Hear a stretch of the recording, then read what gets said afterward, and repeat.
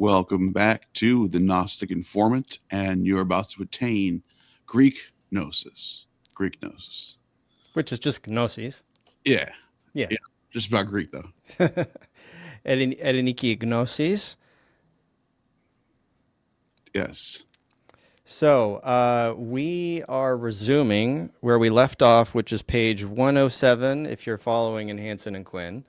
And it is the exercises section, which you got the first 1, 2, 3 examples, and we were going to pick up on 4. Yeah. So go ahead and read this baby. Now your screen is a little wide. I think I messed it up again. You fixed it before we started, but it got I can narrow it. Like okay, it was just a little wide. That's all. Just just try not to cut it off. But yeah, this works. So we have aratus kalus kai agathus oblitas. Now this is a rough breathing here, which I don't pronounce, but if you want to pronounce it, it's hoplitas, right? Hoplita, like hoplites. It is hoplites, yeah. Para te gafura tetakas hina metatain maken fulatosi tain choran. Yes. So, how do you want to just start? Do you remember what this ara is that has a circumflex accent and a smooth breathing? What do you mean? This first word, do you remember what it is? It's a tricky one.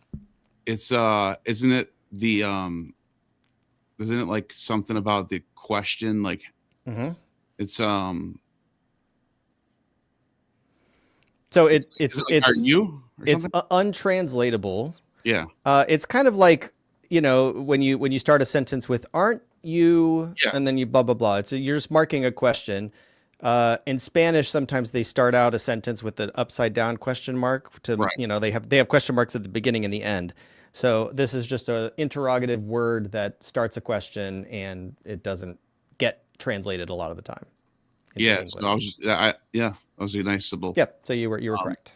So ara is basically saying like we're about to get a question. We don't really know yet. Choose kalus, which is the good, the beautiful, right? Yep. And it's in the genitive form. Yeah, I mean it's in the classical period it would really refer to physical beauty, but later on it ends up referring to things that are good, inward beauty. But here we're probably talking about genitive, it's accusative. Accusative. But here we're probably going to refer to outward beauty. Okay. So should I just start writing this down? Yeah, just start writing it down. Yeah. I'm just gonna get the words out. Yeah. So the accusative is plural, so it would be the beauties. Well, no, you don't. So these are just adjectives that are modifying hoplitas hoplitai would be the nominative. So in the accusative, it's hoplitas. So beautiful. And good. Agathus is good, right? Yeah. So the beautiful and the good. Yep. Hoplite is hoplite. I'm just going to write that as hoplite, right? That's an English word, right? Yeah. Para is But you got hoplite in the singular there. Hoplites, yeah. Yep. So para is and it's not para, it's para. Para. Right? Para. Yeah. Is that also like I'm drawing a blank on para. It's the preposition next to or by. By. I mean, there are other usages of it, but here it's by the bridge. Yeah. By the bridge, in Tatakas, which would be the Tatakas would be station. Yeah. So this is coming from tasso. So tasso means to arrange or place, right? So tetachas has this duplicate, right? So it's taking the T and it's adding this te to it for reduplication. So teta, this is the fifth principal part. This is the fourth principal part. Okay. Um, wait, so that's it, right? That's the station. Is that what you said? Well, it means it basically means to guard in this context because Oh, you're posted there. So that's what the hoplites are oh, doing. this is a verb. Yeah. Tetachas. Oh, okay. I thought I'm okay. I'm reading this as a noun for some reason. Okay, so to guard. To guard in order in order that. Yep. In Purpose order clause. Mm-hmm. in order meta in order and meta with after ina means something, right? No, meta tein machin, right? Meta tein machin. After the battle. After the battle. After the battle, and then fulatosi would Yep. be that would be So fulatosi is the oh, sorry. Because you have fulax guard, and then you have this is another word for guard, right? Well, fulatosi means guard. Tetachas means you have been stationed, like you're standing guard. So tasso, if tasso means to arrange, in this the perfect aspect, it means you have been like it's asking a question. If you in the singular, because it's this as with the sigma, you're asking somebody if you have stationed the hoplites. So tasso tus hoplitas. Tetachas tus hoplitas. You have stationed the hoplites so that they can guard. So you station them by the bridge so that they may guard. That they may guard, and then And what are they guarding? What's the direct object? Tain Koan. Tenhoran. Yeah, Tain Koan, the country. Yes. The country. So Or the country, the land.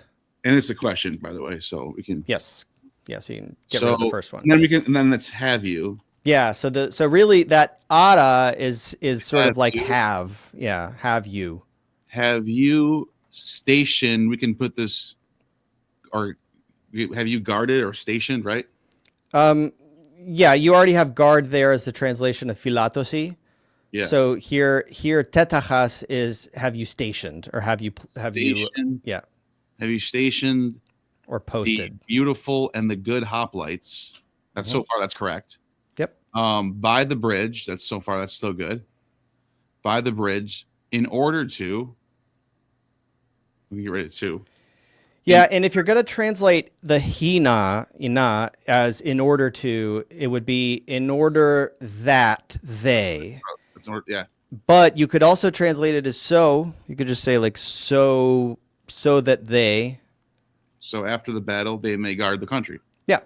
That's it. Or so they may guard the country after the battle. Either way, the syntax doesn't matter.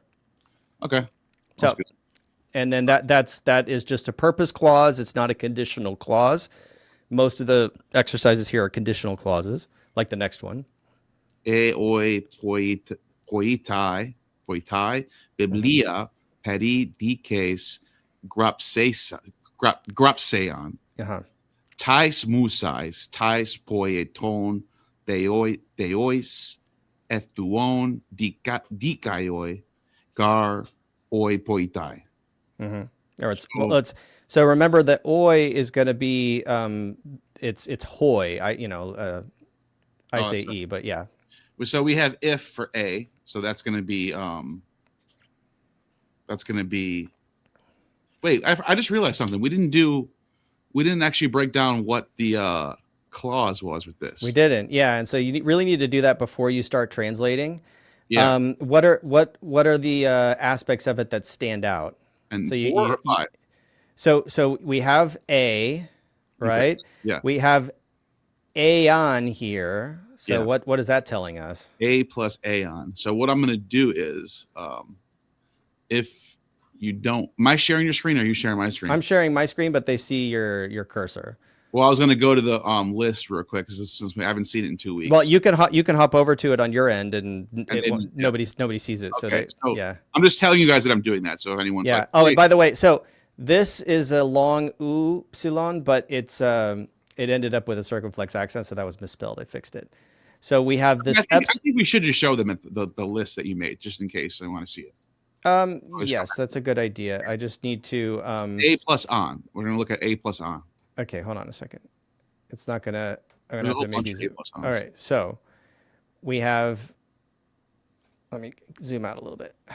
So we have A plus on is it could be either it can be either future less vivid, but it also can be go down.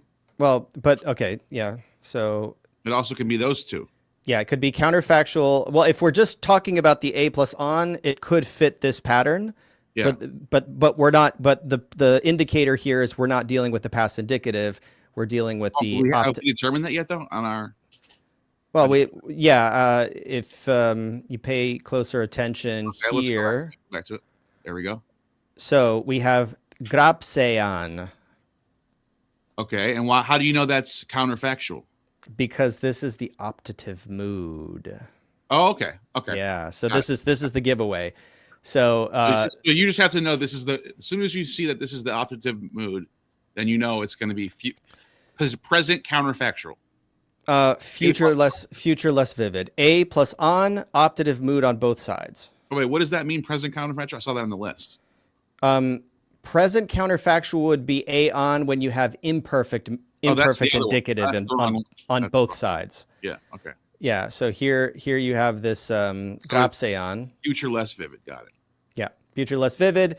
And the optative mood is attenuating the truth value of the proposition. So it's saying effectively you're doubting that this is going to take place. You're expressing doubt. Okay. So we have if the poets, because hoi poetais, the poets, right? Poets, yeah. If the poets books, biblia, books, peri, around, justice. Yeah, around justice, but a book around justice is a book about justice. On justice. Is it just one book or on? You've been favoring the translation on. Yeah. So this is biblia, so it's the plural of biblion. All right. So it is if the poet's books on justice. Grapsean. Which is, as you pointed out, it's the optative condition. So it would be aorist active, right? Well, it's not aorist. It's Oh no, I'm sorry. Grapseon. That would be grapseos. Yeah, so it's the optative. Instead of sigma, it's the optative. So really, it's there is a sigma. So it's not grapheon. It's the you're right. There's the aorist aspect. Okay. Hold on a second. Rather than the continual, which would be graphoion, right? Graphoi. So, were to write, right? If they were to write it. Yeah, I mean here I'll switch it around. If the poets write books on justice, like that, right? Yeah, when it's whenever the poets wrote books about justice. Yeah. Okay. And then tais poiton theois ethuon. So that would be tais poiton. Wait, is this the dative? But oh, sorry. You know what? I think we're dealing with a different because this is the ethuon is the indicative mood. I'm sorry, the imperfect indicative mood. So this makes it actually a past counterfactual. Really? Yeah, because it's ethuon. So wait, but what about a plus on right here? Well, the a plus on, if we go back to our chart. Hold on a second. Let me go back to the chart. Right, we have a plus on when there's optatives on both sides, and then that's the future less vivid. So that's if, should, were to, and then would, right? That's so like here we have a pempsean, and then pavsaien, right? So we have optative, optative on both sides. But here we have an imperfect indicative on this side because there's no on. There's no on. Yeah, so why would it be that? It's past general. This is what it is. But there is an on though. There's an on? Didn't we already establish there's an on? There's no on in number 5. But what about the grapseon? That's not on. Oh, I thought you said it was. No. I mean it ends in on, but it's not the word on. It's not the particle on. Okay. Yeah. We can't So do that. yeah. That's the on by itself. Then is what you're saying. It would have to be that particle on. Okay. So what is so this category is going to be the past general. So it's whenever. So whenever they did this, then this happened in the past. It's past general. when the poets wrote Book on Justice? Yeah. All right. Or whenever is what how you would translate the A there. Whenever the poets Wrote, because it's past. Wrote Right. books on justice. Okay. And then now this is a confusing this definite article ties is for the dative plural. Yeah, so what's it modifying? Theos? Yes. Okay. So doesn't have a genitive. This genitive doesn't even have one then. Well, that genitive is of something. Of the poets. Yeah, so it's possessive. Of the poet. I'm just going to put that there for now. But it's you're putting it above? Well, it's the what do you mean? This I'm sorry. Yeah, I'm sorry. Transpose it a little bit. Yeah. Okay. Of the poets, but then we have ties theos to the gods. Yeah, because you get the verb at the very end of this. So typically you want to hone in on what that verb is. Yeah, that's right. You're right. To sacrifice. Ethuon would be to sacrifice, right? Well, it's not an infinitive. It's a imperfect. Sacrificed. Yes. Sacrifice. So they sacrificed, or it's really a past like habitual action. So it's like they used to do this all the time. They used to sacrifice. They sacrificed to the gods. The poet sacrificed to the gods, right? Yeah, they used to sacrifice to the female. The thing is, high theoi is the feminine gods. It's the goddesses. They sacrificed to the gods of the poets. So yeah, and really you have to be careful when you say of the poets, because that would be tais ton poieton theois, right? Of poets. But yeah, it's just the goddess of poets. Yeah. Gods of poets. The goddesses of poets. This is I thought this was just genitive. I thought this was just plural for all gods. No? Oh, it's feminine. Yeah. Toys. So it would be toys, not ties. These are just goddesses then. Yeah, because what's in the clause right before it? So we said after grapseon. What do you see after grapseon? Tais musa. Oh, the Muses. I didn't even see this part. Yeah, the Muses. So I got to put the Muses here. Yeah. The Muses, comma, I like this sentence. Yeah. And so this is clarifying who the Muses are, which whenever the poets wrote books on justice, the Muses, they sacrificed to the goddess of poets. Yeah, whenever the poets wrote books about justice, they used to sacrifice to whom? The goddess. The Muses. Oh, why do they have this in here? Is this because Greek doesn't care about the order? Yeah, well, I mean, it's they're sacrificing to the Muses, and then it clarifies who the Muses are, which is the goddesses of poets. Let's actually do it like this too, though. The Muses after, like explaining what it is. Whenever the poets wrote books on justice, they sacrificed to the goddesses of poets, the Muses. Yeah, or maybe like that.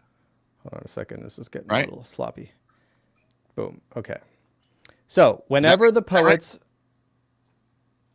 whenever the poets wrote books on justice, they sacrificed to the goddess of poets, the Muses. Goddesses.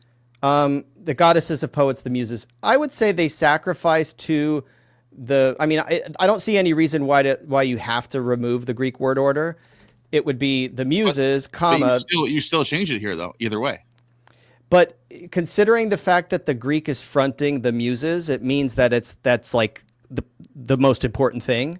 Okay. So you should also front it in English just to retain that pride of place for the Muses. So we're sacrificing to the Muses, the goddesses of poets. Okay.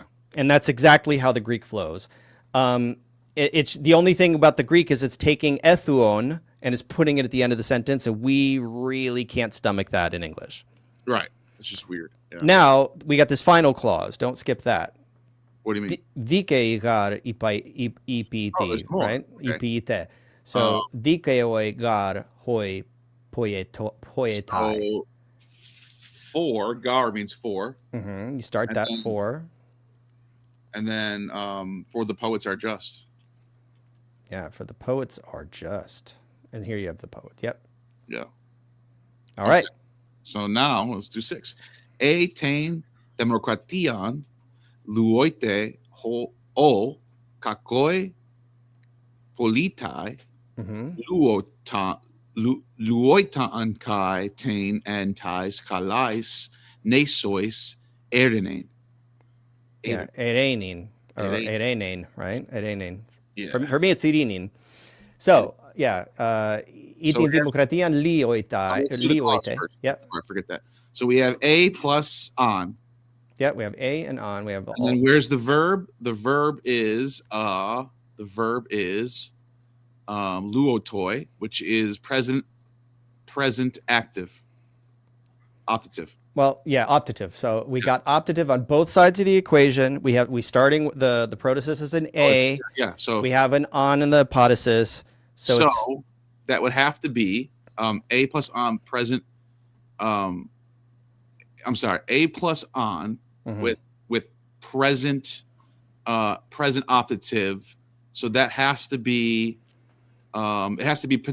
future less vivid. Yeah, and it doesn't matter that it's present optative. It's just anything in the optative mood is going to trigger this. If you have optatives on both sides of the but I just like to see if it's present or I like to see what it is. So if you have an optative on both sides, on the protasis and the apodosis, you need the on. Like it has to fit that pattern. If you omit it, it's going to be weird. Yeah. So this is going to sound like, hold on, before I even, my mouse is acting weird again. So this is going to sound like if should were to would. If they should or if they were to, then they would. Yeah, we're describing a scenario that we don't think is actually going to happen. Yeah. I'm just going to put to and then should. Just to get that. Yeah, that's good. Yeah, you're scaffolding it. Yeah, I'm starting to figure out my own little techniques now. It's good. All right. So if the democracy is freed, I'm sorry. It's present. So if the democracy is free, like right now, it's free. Well, but what is the te doing here? What do you mean? Well, this verbal ending here that you see te, here you also have a te, but it's getting cut off. Destroyed. But what is luete? Luete is to destroy, right? Well, that would be like lusai or something like. But what I'm talking like luo, lues, lue, luomen, luete, lusi. Destroy? Well, just I'm not talking about the optative here. I'm just saying, let's. What is it? I don't know. Here, what would this be? Luete? Yeah, luete. What is that? It's will destroy. I will destroy. What would it be if it were that? I destroy. I destroy, and then that. I will destroy? No, I destroy is luo. Lues is what? I destroyed. No, luo is I destroy. That's the omega ending is the first person. Again, I forgot. So the luo is I destroy. Lues is you destroy. Lue is he, she, or it destroys. I'm thinking I thought you were changing the tense. No. So I'm changing the person right now. Okay. Person. That's your So, tense. I'm so, like, so first person is luo, second person is lues, yeah. third person is lue. Those are all the singular. Now in the luomen is we. Sorry, luomen. We loose or destroy. Luete. So it's second person plural. Yes. Yeah. Okay. So I don't know. I thought you asked me for 10. You blanked a little bit, but the point is that this would be the indicative mood, and when you take this epsilon and turn it into oi, that's what makes it the subjunctive mood. Yeah. So basically, this luete means y'all are destroying right now. You're doing it. You're doing it all the time. Yeah. It's the indicative. But if you turn that epsilon into an oi, all of a sudden it's like, well, if you were going to do it, but we don't think you're going to do it for real. Whereas the luete would be you are doing it right now. How do you know if it's free or destroy though? Is it just the context? Well, if you think about it, if you're like dissolving or loosening the democracy, you're destroying it. Okay. So my first instinct was to think if you keep democracy free, like that type of thing. Yeah, I mean, the thing is, if you're freeing someone, you're effectively like, imagine somebody is tied up. That verb luo means you're untying them, you're unbinding them. And so if something is tied up and it's like secure, and then you loosen it, you're effectively destroying it. That's the way, at least I like to think of it when you're talking about the verb luo in the sense of to destroy. Because really, like, I mean, even in modern Greek, like lino or leo in formal modern Greek is like to unfasten, right? Like unfastening your seatbelt, for example. Battery for this. I'll be right back. All right. So, yeah, the issue we had is basically the paradigm is leo or luo, right? I'll do.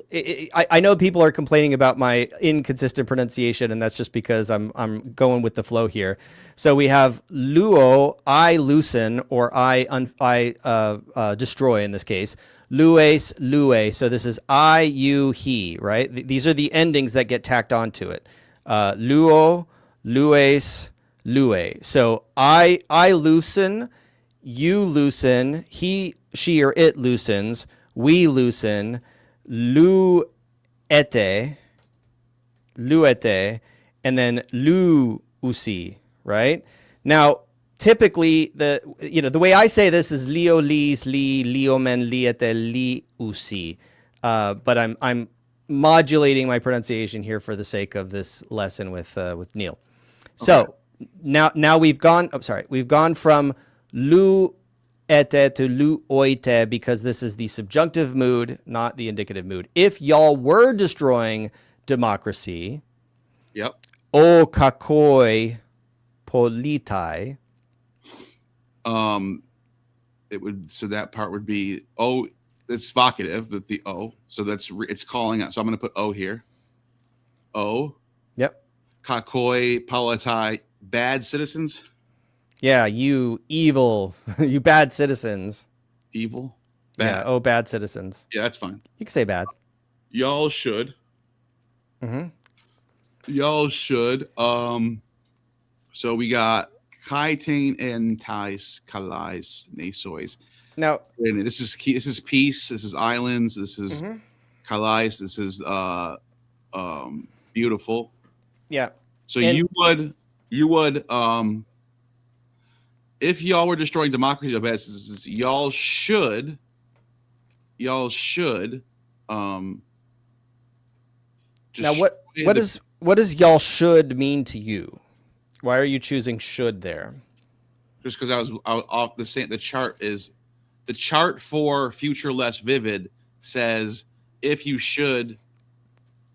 should, and then would. Okay, so should is put in the protasis. So if you should happen to shoot your neighbor, he would die. Yeah. If y'all should destroy democracy. Yeah, and then change. Yeah, there you go. So this is a potentiality. Yeah. That's remote, which makes it less vivid in the future. Yeah, y'all would. There you go. y'all would destroy the peace. We have luo twice. Yeah, you would destroy the piece, or dissolve the Destroy piece, the peace. undo the piece. And because we have Kai and beautiful islands.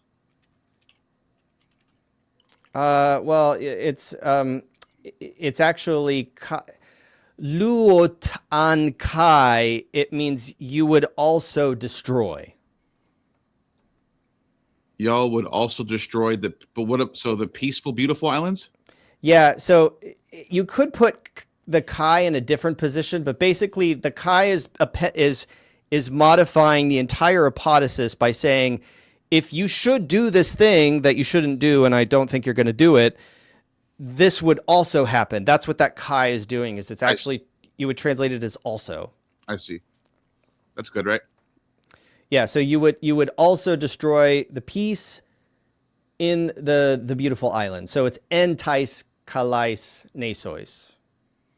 Just the peace in the Yeah. It's. I mean, they're not described as peaceful, beautiful islands. It's just the peace is what the irinin or the erenen, what you're destroying is. Yeah, I forgot about this right here. Is entais. So it's on the islands or in the beautiful islands. We could say it either way in English. Okay, so moving on. Okay, so sentence 7 is a tus stratiotas estain maken sun hoplois epimsas tus nianias ente agora etaxamen an hos tas hokias fulatoyen. Yep, and there are some transcription errors because I did this with Google, a snapshot of the page. So this circumflex accent was spurious, and then there's another error here. I'm going to let it slide and let you figure it out as you go along. So we're starting with A, right?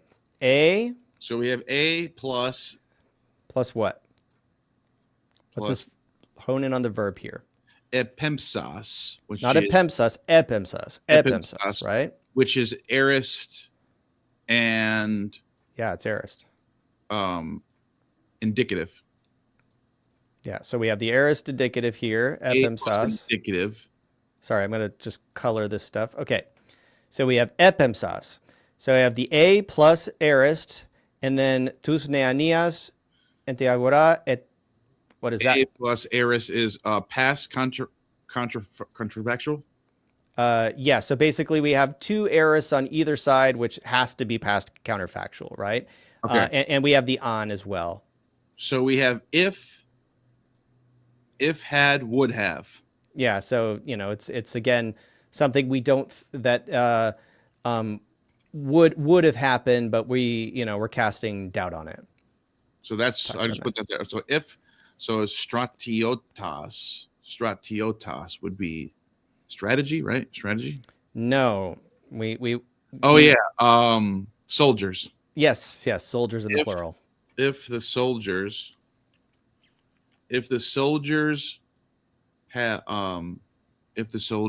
ace into the battle, soon hoplois epims. So we have will send.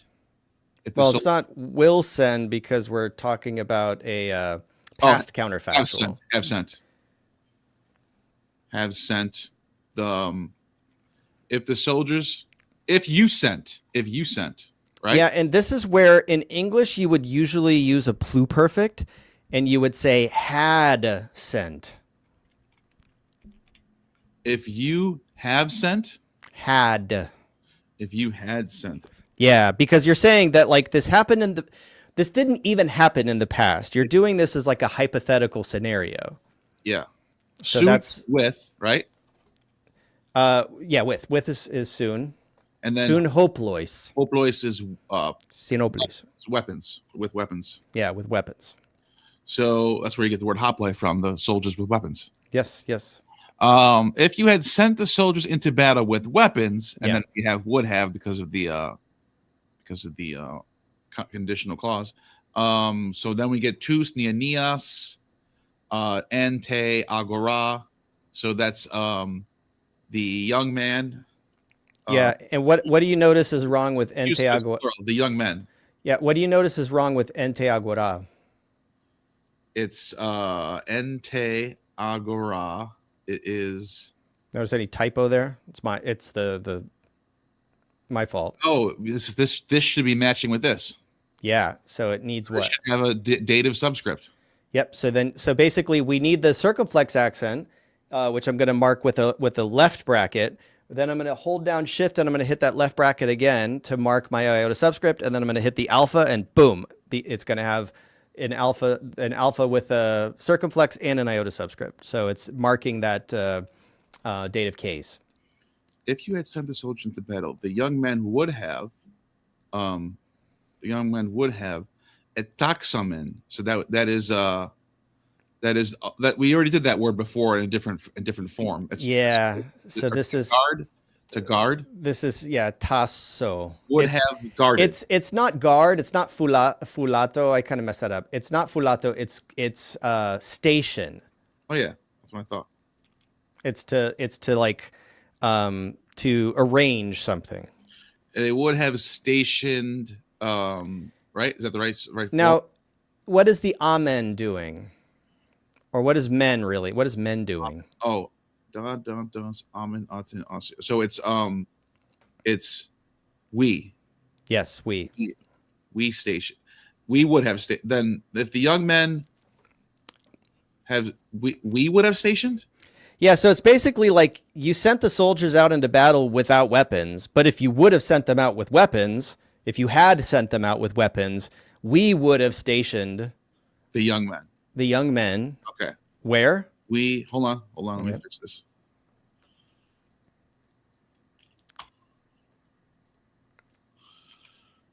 We would have stationed the young men into the house. No. Into the agora, into the market. Well, it's not into would be ace, but we have n, which means it's in. In the market. Yeah. In the market. And then we have in the market on os. Oh, we already did that though. Hos tas oikias. In the market so that they fulato and guard, so that they guard the house. Houses. Yeah, and it's so that they might guard the houses, right? That's what that oyen is doing in the optative mood. Okay. Okay.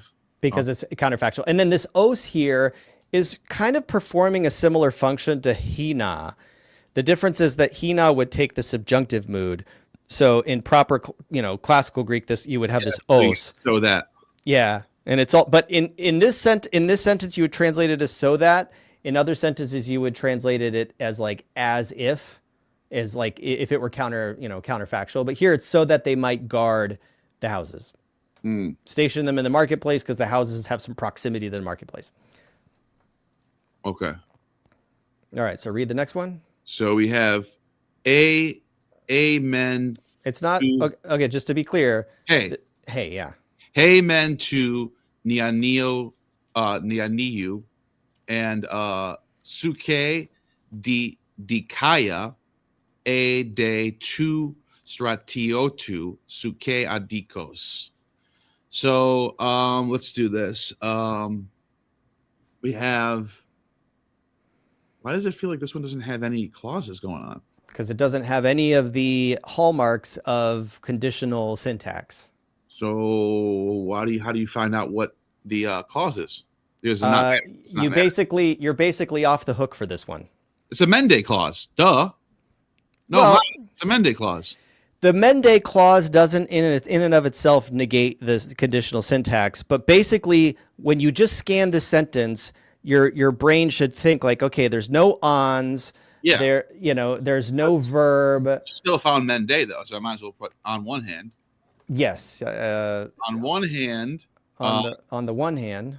The sole on the one hand, the soul of the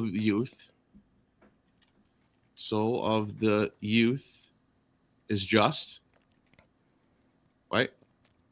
Yeah. So on the one hand, the soul of the young man is just. On the one hand, the soul of the youth. Yeah, we'll just put young man. Whatever. Just put youth, right? Yeah, youth is fine. The youth is just. Ede to stratio to. On the other hand. Yep. On the other hand, the soul of the soldier, stratiotu, of the soldier, genitive, is unjust because it has the alpha primitive there. Yes. Is unjust. Unjust. Alpha privative. Yeah, so the soldiers are just. Now what would this dikaya or dikaya be in the masculine? Dikai. So here we have hey dikaya, yeah, idikaya, and then what would it be? The whole.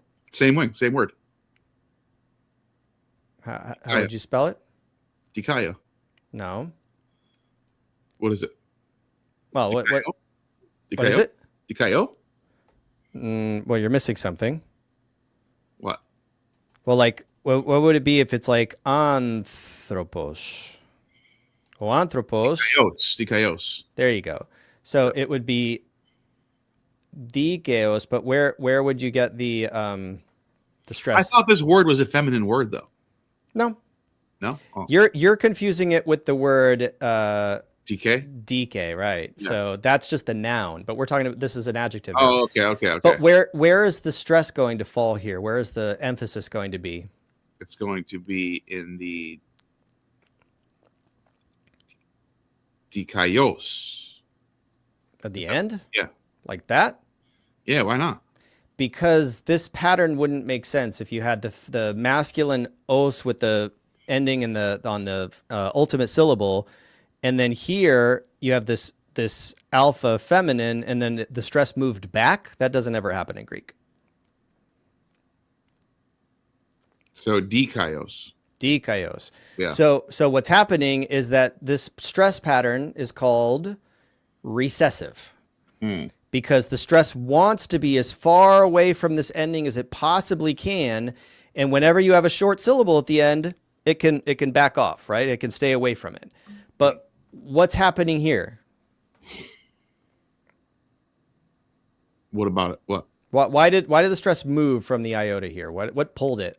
A long vowel? The long alpha, right? Yeah. So we know this alpha. I don't need to put a macron on it. I know it's long because I can see what it did. It pulled the stress towards it.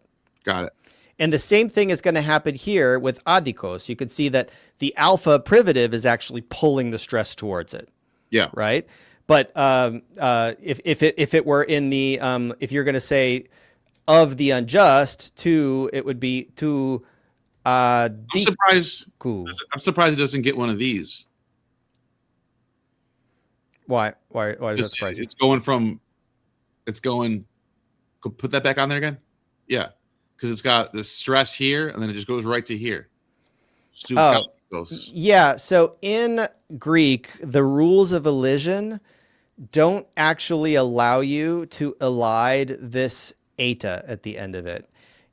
You're going to elide, typically you're going to elide short vowels like alpha, epsilon. That eta is very stable. And the alpha before it is not going. It's a good instinct to say, oh, it could be like psychadikos, but this eta is like it's very strong. It's not weak. It's not going to bend to the will of that alpha. It comes out of your mouth weird. Psychadikos. Yeah, you're trying to say it, trying to get it to flow like a nice. Psycheadikos, or for me, psychiadikos.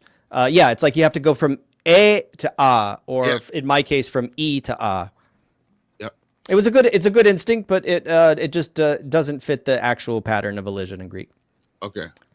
Thuo te kale theoi eon agathon zoon Pempses. Right. So what are your observations I about almost did an Eraspian pronunciation there. Zoon. zoon? I only do that whenever there's an omega next to an omicron. My brain wants me to just change these up, but it's really zoon. So how would you say that? What? How do you pronounce this word? Zoon. Right. So, and this is fun because there's so many different ways to approach this, right? Like some people would turn that. Well, yeah, some people would say zoion. Some people would say zdoion because there's the zeta is essentially zdeta in Attic Greek. Or if you're going with Archaic Greek, it would be z, and a lot of people just say z by default. So you could have it could be zoon, it could be zdoon, it could be zdoon, it could be zdoion. Would this have a digamma in it if it was ancient? No, I don't think it would have well, it wouldn't have a digamma because effectively what you're dealing with here is zoion. Yeah, that's right. It would have an iota. And it's an iota. So there's no but yeah. Now for me in modern Greek this is zo, right? It's just the N dropped off in modern Greek. So I don't pronounce iota subscripts. I don't pronounce z as zd. For me, it's just zone, right? Yeah. But there are people that say zoon, and that's why I like to pronounce the subscript at the end. So theoi, I'll do. Mm-hmm. But when it's in the middle of a sentence, I kind of just go through it. I just kind of just go zone. Well, and that's the thing. Like anybody who's like hating in the comments or the chat, like about pronunciation, like I'm gonna get comments about pronunciation. Oh, we'll debunk in seconds with this book right here. Keep talking. Yeah, we could debunk. Well, I mean, the thing is, like, I have no intention on debunking pronunciation comments. I just tell people, look, I really don't care. I generally speak, I would say, theotikalitheo ean agathon zon pempsis. And like, that's the way I speak Greek. Oh yeah. So that is Horrocks. This book right here, it basically breaks down that pronunciation was never, static is the word. Like it never stayed in one spot. It was always changing every century, every location. You can even find pronunciation getting close to modern Greek in the Hellenic or in the Roman period, according to this book. Yeah, in certain places. Well, and if you or the Byzantine period. Yeah, and if you blow me up, this is Vox Graeca by Sidney Allen, and he has a chart here that shows exactly in which historical period all of the process of Yodicism or Iotakismos started. Eventually, we ended up with modern Greek, where all of these vowel sounds, kind of hard to see, but all these vowel sounds ended up with E. So that's why I pronounce this sentence as theotikalitheo ean agathon zon pempsis. And for me, that's just my comfortable cadence for that sentence. But that's not natural for Neal. So I don't hassle Neal over his pronunciation. I just want Neal to pick up the semantics and the syntax and how to properly translate and understand Greek. I'm not getting on his case about we're not stressing out here about pronunciation. Yeah, because it's all reconstructed, and it's not going whatever we go with, whether we do the dative subscript, pronounce it whatever, or it's not going to be perfect based on any particular place and particular time. It's going to be there's going to be some mistake. There's going to be something different that they're doing. Yeah, and so really, it's like if you have it in your mind to pronounce all of these iota subscripts, which have been basically ignored by Greeks for 2,000 years, right? Like the digammas, for example. Yeah. So, digammas. Forget about it. Yeah. So if we're gonna do that, then we're gonna say thuo te, and you're gonna have like a at the end of it. Te kalei theoi ean agathon zdoion. Yeah. Pempses with you have to change how you say epsilon versus eta. Eta has to be longer. Epsilon has to be short. Like you have to really police yourself if you want to be a perfect pronunciation Nazi of Attic Greek. Yeah, and for me, I police myself because I just try to sound like a native. That's my target. But if your target is Erasmian or your target is like Sidney Allen's Reconstructed Attic, like I can support that. And if you're, my student, I'm not going to penalize you for that. And by the way, anybody can sign up for my Saturday class if you want to join in. I typically teach people modern pronunciation, but I make exceptions for people like Neal who just would rather sound, Neal's pronunciation is I don't know, how would you characterize it? It's sort of like something between Erasmian and like what you're targeting, what you're striving for. I guess it's not right. Predicate, that's for sure. I mean, if you were going with Erasmian, you wouldn't be pronouncing the iota subscripts, but I would say it's Nealian pronunciation. Neal. Well, so I would just say though, if you're going to say theoi with the iota subscript, you should probably say zoion or zdoion. Yeah, for consistency. Maybe I'll try to just hit more of those subscript. I would like you to find, if you could. I know one of these pages on here, it explains what I was trying to say. You know what I'm talking about? Where it's like there are some places where modern pronunciation picks up as early as like 200 or something like that. Oh yeah, well that's the chart that I was showing is not very easy to see, but basically, especially if you read Benjamin Cantor's latest book, he basically showed that like most of the major defining features of what we call modern pronunciation, which is really Byzantine, were already in place by the late Hellenistic period. Right. So the authors of the Bible, like if you could go back and listen to Paul and whoever wrote the other books of the Bible, they would kind of sound a lot like Greeks. They would just pronounce eta and upsilon, and they would have some differentiating features, but for the most part, this whole vowel shift you can see is already, this is like 2nd century, 3rd century, and then boom, modern Greek. So like 3rd, 4th century AD, you're already well on the path towards modern Greek pronunciation. So there's nothing wrong with using modern Greek pronunciation. If that's, if you just want to have that sort of native cadence, that's a good target to have. Yeah. So let's start banging out these words for thuo. Thuo te kale theoi, ean agathon zoion pimpsas. So pimpses. Right. So I set the first one is first of all, what are we doing here? We have aeon. Yeah. Aeon, and we have is this a subjunctive? Yeah. Yeah, so what is the aeon right in this position? What is that telling you? When you have an aeon right there. Because where would you normally expect aeon to be? In the first half. Yeah. So this is the protasis then. Yes, exactly. Okay. That is the protasis. This is the protasis. We can technically switch it around. Yeah.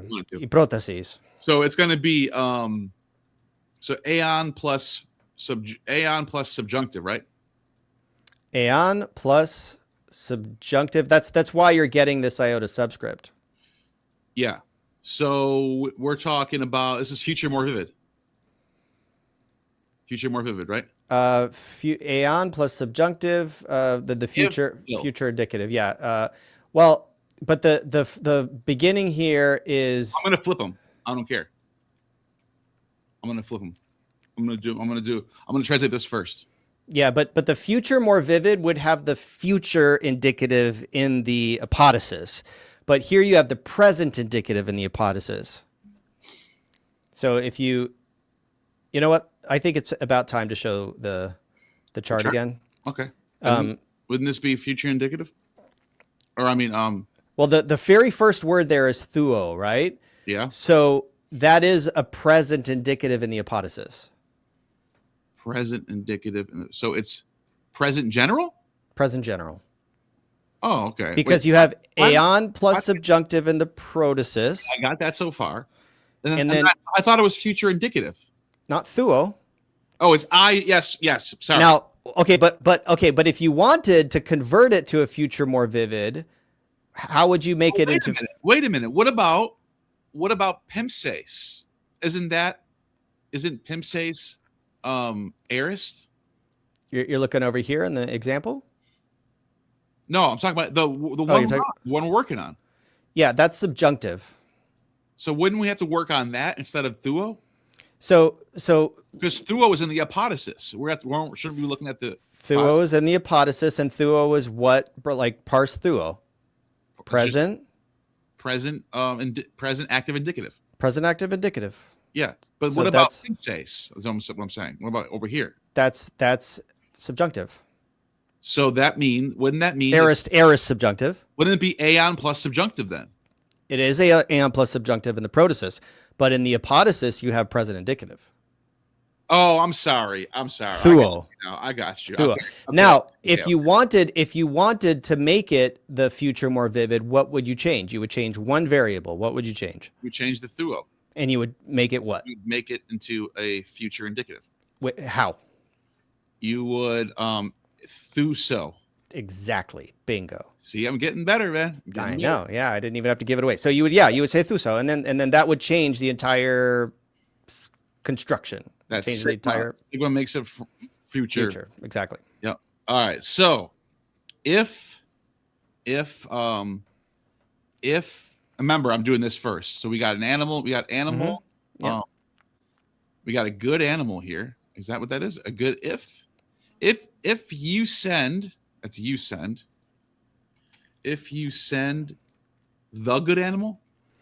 Well, I think you're starting off on the wrong foot. Why? Because why don't you start your scaffolding with this? You want to start how they want to do it?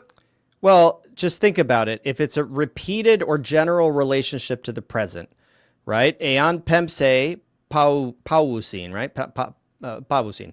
So this is habitual general present. So it's whenever this happens, whenever X happens, Y happens. That's what that means. I sacrifice. We'll start right there. So the scaffolding that you probably want to start with is I sacrifice to the beautiful goddess, because Kale Theo is beautiful. Exactly. To the beautiful goddess. Right. And because you're in the present general, you're going to use the word whenever, not if. So it just becomes I sacrifice to the beautiful goddess if you send the good animal. That's it. Don't use if. Use when? Excuse me. Use whenever. Okay. But that's still grammatically made sense, kind of, right? Kind of, but whenever you put let me try saying that. I sacrifice to the beautiful goddess if you send the good animal. That still makes sense. It still works. Yeah, it's like look, if I say whenever you buy beer at the store, I get drunk, right? I get drunk whenever you buy beer at the store. I get drunk if you buy beer at the store. Or I will get super happy if the Bills win the Super Bowl. No, because this is a present general. So you're describing something that happens on a repeated or general, like a regular basis. Yeah. So I sacrifice to the beautiful goddess whenever you send the good animal. But if you don't, how wouldn't that work for my example? If the Bills win the Super Bowl, I'm happy. That's all. I guess if you're talking about winning the Super Bowl on a regular basis, every year. If they win that 20 more years, I'm 20 times more happy. You know? So this is why whenever is the better choice in English, because you're trying to describe something that happens on a regular basis. That's fair. All right, so let's do 10. Is that good? Yes. Okay. Eon kakus anthropus ace polemon pempsomen agathus anthropus thopsomen. Yep. So we have aeon.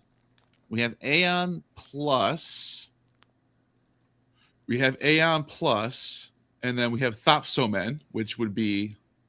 Well, don't skip over the protasis, right? Sorry. We have aeon plus pempsomen. Pempsomen, right? So what's going on in pempsomen? So that's an aorist. Yeah. But what kind of aorist? Indicative. No. Yeah, because we got this weird aorist, not indicative vowel. It'd be aeon. So it's subjunctive. Yes, it is subjunctive. Subjunctive. Okay. So that's subjunctive. So we have aorist plus or aeon plus subjunctive, which means aorist or aeon plus subjunctive, which means it's either the two top ones. And then we're looking for the verb. The next verb has to be present indicative or future indicative. Yep. So we're looking at thopsomen. Thopsomen. Future indicative. Yeah. Because it's got the sigma. Exactly. So it's because of the sigma. So that makes it future more vivid. If Yeah. will. Now, what would be the present indicative of this? Hold on one second. Let me just put if Okay. will so I don't forget. If will. Okay. So what'd you ask me? So yeah, if will. So what is this? Break down this word for me, thopsomen, just so I know you understand it. Thopsomen to I will bury. Yeah. So what is it? What is this the dictionary form? We will bury. It's plural. Yes. Right? Yeah. So what's the first person? What are you going to find in the dictionary when you look this up? The first person indicative active. First person. Thowman? No, just I bury. I dig, or I bury. Oh, I'm sorry. Not omen. Thou. So that's what you're guessing? Thou, yeah. So actually what it is it's thopto. Thopto? Yeah. In modern Greek it's thavo, but in ancient Greek it's thopto. So this pata turns into a ps. So it's pata plus sigma. And so this sigma is giving you your future. Oh, that's why it's got a C instead of just a sigma. Yeah. So whenever you get this consonant cluster, patasa, it's like you can't pronounce ptsa, right? Yeah. So it just becomes psa, and that's where we get. So what would we? So this is we will bury thopsomen. What is we are burying right now? You have to deconstruct this psa. We are bearing right now. Yeah. Thoptomen. Yeah, thoptomen. Yeah. That's all. Cool. I'm getting better at the whole switching up the movie thing. You're getting better at morphology. That's what we would call this. Morphology. That's the hardest part, I think. Yeah. Okay. So we have if kakus anthropous eis polemon. So we have that's, and then the verb is send, and then that's in the they will, if we will send, right? If we will send. Yeah. If we, I mean, we don't need to say if we will send. We just say if we send. We send, and then kakus anthropous, bad men. Yep. If we send bad men, and then eis polemon, into war. If we send bad men into war, right? We send bad men. Oh, sorry. Shoot. Men into war. Eis polemon. And then, and simple will. We will. Mm-hmm. We will. Agathus. We will bury. We will bury good men. Yep. And then we also have elision in English. So we could go from we will to we'll, right? We'll bury so good. it's just the same principle as we were talking about in Greek, where sometimes those vowels contract. We will. That was an easy one. Yep. So now we have 11. So we have axioi, arches, hoi, politai, agathoi, hoi agathoi, kai dikaioi, ethelusi, gar, pausai, ton, kakon, polemon. Yeah, and you said dikaioi. This is dikaioi, right? I would say dikei, but it's dikaioi. That was the only note the only thing I'm a stickler about is like word stress. You got to nail that. Everything else is sort of relative. Okay. No, you're right. That's perfectly well to point out. Yeah. So let's first break down what the clause is. And there's no a or on here, which is interesting. So wouldn't that be so what does that, what do we do then? Nothing.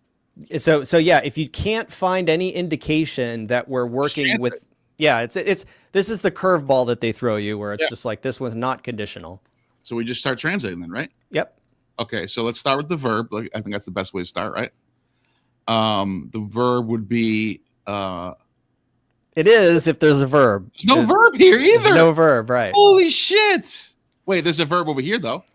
Right here. What you have is an adjective and a predicate position. So you still have the subject and the predicate, but the verb is. Two, or should I just start with sentence one? Start with sentence 1. Okay. But you have to infer that there's an implied verb here because we have an adjective in the predicate position. Yeah.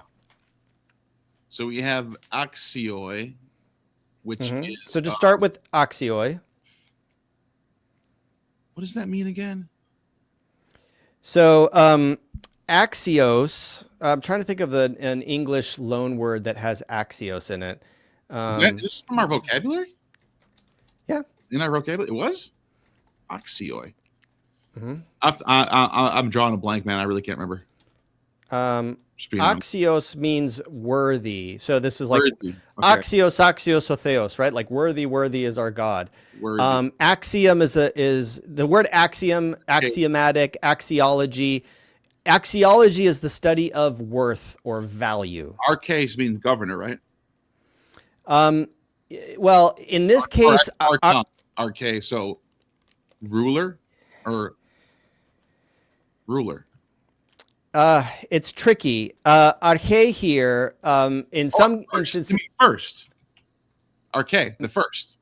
No. So in some cases, arche means beginning. Yeah. It doesn't mean that in this context.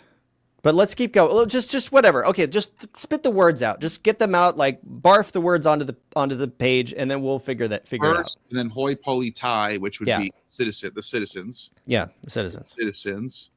And then hoi agathoi kai dikaioi, which is good, the good and just. Yes, the good and just. So the worthy first doesn't really make sense. Well, first of all, what case do we have here? That is in the genitive. Genitive. So, feminine, yeah. So just like how we would say, you're worthy of rule. Yes. Of rule. You're worthy of rule. So I almost had it right the first time when I said governor. It means you deserve to rule, or you're. By the way, the reason why the word archon means ruler is you're the first in the government. You're the beginning of the government. You're the first. You're the top. Well, yeah. I mean, the thing is, like, an archon is by Latin. It's called princeps, the first. It's the same. It has the same concept. Yeah, it's coming from archo, which is the verb to rule, or sometimes it's archome, right, in the middle voice, and then archon is like this preposition from it that means like the whole archon is the ruler. Yeah. And then arche can mean the beginning, or it can mean, it can mean beginning, or it can mean rule. And in this case, it means rule, worthy of rule. Axioi arches, hoi politai. So would it be ruling or rule? So really, you need to supply a verb here because the Greek doesn't have one. The Greek is implying a verb. Worthy of ruling the citizens, the good and just citizens. So where's the verb? Where would you insert the verb so that ruling. This? Well, ruling is not. It's rule of rule. It's worthy of rule. So you're still lacking the verb. You need to insert a verb, and you need to figure out where's your subject and where's your predicate. Your subject is going to be in which case? The predicate. The accusative. No, the subject of the sentence. The thing that's taking nominative. So you need to find the predicate nominative. So that is agathoi. Hoi agathoi. Hoi agathoi. But what is agathoi modifying? The citizens. Yes. So that's your subject. So the citizens are worthy of ruling. Are worthy of rule. The citizens. Is that what you're trying to get? Yeah. So where's your verb? You just gave us a verb. Are ruling. You said the verb in English. I was trying to get you to like pin it down. The citizens are worthy. Are. Oh. So it's the verb to be, which in Greek is implied. So the Greeks don't typically, especially in the classical Greek, you're not going to use the verb to be a whole lot. You're gonna in the present tense. You're just gonna imply it. So the man is good is just going to be the man good. The citizens worthy. The citizens are worthy of rule. The good and just citizens. Oh, I see. The good and just citizens. I was going to say, this doesn't make any sense. Yeah. So what you have to do is you have to identify the nominative case. Then you say, aha, there's my predicate. I'm sorry, there's my subject. Did I say predicate, nominative? Sorry, I'm mixing up predicate and subject. So you identify the nominative case. You say, that's your subject. Then you take that, wherever it is in the Greek, you want to move it to the front. And you want to say, this is my subject nominative, not predicate nominative. I don't know why I said that. And then you have to insert a verb, which is are. So the good and just citizens are worthy of rule. Okay. And so you're performing surgery on this Greek sentence so that it can sound, so you can anglicize it. Okay. And then the next thing, now we actually have a verb, which is ethelusi. Ethelusi, which means? To wish. What is it? Well, it's the past tense. So it's was wishing. I know you're getting confused by this epsilon. This is not the typical epsilon augment. That epsilon's actually it's baked into the verb. Oh. Yeah, it's in wishing for wishing? No, so pretend it doesn't exist. This would be the Koine version of it, which is actually modern Greek too. Pretend it's this. We're just gonna make it. We're gonna zoom ahead into the future a little bit, so you're not as confusing. Not wishing. What is it? It's not wishing. Well, what do we got going on here? Ethelusi. What is this ending? Usi. Usi is what? It's it's y'all or we all. We here. Let's take it from the top. Ethelo. Ethelo, isn't that? I thought that was the word for to wish. Okay, that's what I'm saying. Am I right or wrong? I don't know. It is, but how do you conjugate it? Yeah, so it would be we wish, right? What is this here? That's I wish. Okay, I wish. Yeah. I wish. Now what's you wish? It's I want basically. Amen. No. Ethel. Aten. No. Ethela. What is it?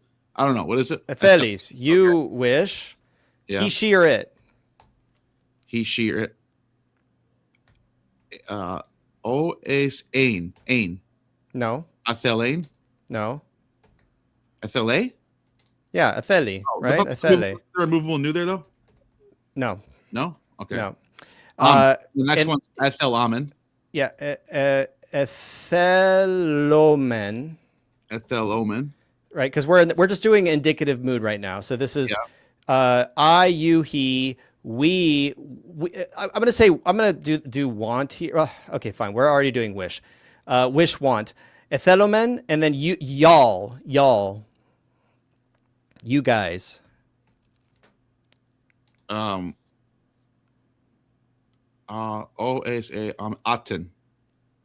No, you're in the wrong system. Omen. Omen. Ete. This is y'all. And then the last one is usin. Yes. Usin. Ethelusi, which this has the movable new. This is the one that you can. Yeah. So sorry, I scrolled up. Okay. Y'all, and then so they. Okay. They wish. Sorry, with wish. They wish or they want. So omen ete usi. Which mood is that? That's in the indicative. Indicative. Yeah. So they are wishing. Yeah, present indicative. They wish. They wish. That's it. They wish. For they wish, I should say. Yeah, so you got to fix for. For they wish pausai, which is they stop. For they wish to stop. For they wish to stop. And then bad. Pausai. Mm-hmm. Bad. For they wish to stop evil or bad war. But what is this doing? The bad war. Yes. Sorry. All right, cool. So they wish to stop the bad war. Now, what is to stop here? To stop. That is the what are you talking about? This pausai? This pausai. Yeah, pausai. Pausai. Yeah. What is it? What are we looking at here? Can you give me a little breakdown of what this is? It's the same case as this. No. Parse pausai. What is pausai? I will stop, or they will stop. It's they want or they wish to stop, which is what? Well, what is it? What would you how would you classify to stop grammatically? I don't know what you're asking. I have no idea. Okay, so if you parse ethelusi, it's third person plural. They want, present indicative active. They are actively wishing. They're sitting there. They're praying. They're like, oh, I wish. They want to stop the bad war, right? To stop. What tense is to stop? Is present tense. It doesn't have a tense because it is the infinitive of the verb, right? So so they wish is present, is like they're wishing right now. To stop is just the sort of idea of the verb. It is the infinitive of the verb. And the infinitive in the Greek is pausai, which is the aorist infinitive. The if it were pauein, it would be they want to stop it like on a regular basis because we're at war all the time, right? But here we have pausai, which means they want to stop it once and for all, which is the aorist infinitive. That's what you're asking. What you're asking? That's what you're asking? The answer to the question I asked would have been it's the infinitive. I didn't know what you meant by what do you Yeah, you break it down grammatically. This is the aorist infinitive. That's what pausai is. Okay, I see what you're saying. All right, so let's do 12. Yep. All right, moira stratiotu e he make. Yeah. So we have moira means fate. Mm-hmm. Fates, and then we have. By the way, I'm not jumping in. There's no clauses or anything. I'm just jumping into this. Yeah. Soldier and battle. The battle. So I'm guessing. So this is. So stratioti is in the genitive of the soldier. Fate of the soldier. Mm-hmm. Is battle. Is battle. So battle is the fate of the soldier. So you're supplying a verb there. What verb are you supplying? Again, the same. Battle is the fate of the soldier. Is the fate. That's it. So what verb did you supply? That's not there in the Greek. It's just implied in Greek, but you supplied it in English. The verb? What do you mean? There's no verb there. You inserted a verb. You took the fate. No, you took a perfectly good Greek sentence with no verb, and you inserted one because we need a verb in English. I didn't insert a verb. Where's the verb? This is your English sentence. Where's the verb? There's no verb. How could there be no verb? You can't have an English sentence. Well, you can, but it's hard to construct an English sentence without a verb. I don't understand what you're saying. There's no verb there. There is. The fate. You supplied it. You have to become like aware of fateful. What is it? Fateful? No. Well, I don't know. Tell me. I have no idea what you're saying. Is. That's a verb? Look, remember how we were doing the conjugation, right? I am, you are, he is, we are, y'all are. Yeah, but what does that have to do with they are? What does that have to do with verbs? This is a verb. Am is a verb. Are is. What verb is this? What verb am I conjugating here? Wait, those are verbs? Yes. I didn't know that. Is what? Okay, so what's the infinitive? Is am a verb? Let me just see what. Yes, it is. I didn't know that. Okay, so what is the infinitive? What do you mean? The infinitive in the sentence? Remember how we were talking about how pausai is the infinitive to stop? Yeah. So what is the infinitive of I am? You are, he is. Am, are, is. Y'all are. I don't know what you're getting at. I have no idea what you're saying. Well, if pausai is the infinitive to stop, Yeah. what's the infinitive of this verb is? Isn't? No, the infinitive. If pausai is to stop, What then is it? No, tell me. It's going to start with the word to. Just tell me. Is it to am, to is, to are? I have no idea. Just tell me. It's to be. I wouldn't have guessed that. I have no idea what you're talking about. Wait, So- I'm so confused right now. What do you mean? This is the Greek word imi is the infinitive of the verb to be. Yeah. I am, you are, he is. There are three different words. Those are conjugations of the same verb to be. Okay. So in the Greek, moira stratiotu hemache, right? There is no verb there because it's implied. The hemache, it's basically this. It's hemache estin, right? Esti moira stratiotu. Is st a verb in Greek? Stratiotu. Is st a verb in Greek? Yes. Is it? Yes, it is. I didn't know. So if we had this sentence, right? Like let's say that like this is a much better Greek sentence. Moira stratiotu hemache, right? That's perfect classical Greek. So I'm ruining it here by basically writing it the way it would be in English. Hemache, the battle, esti is, I'm supplying this explicit verb now. Moira stratiotu is the fate is it would basically be hey Moira tu stratiotu of it because this is really a soldier.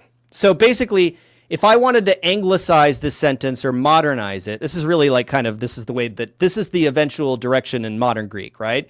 Imachi ine imira tu stratiotu. So tu stratioti.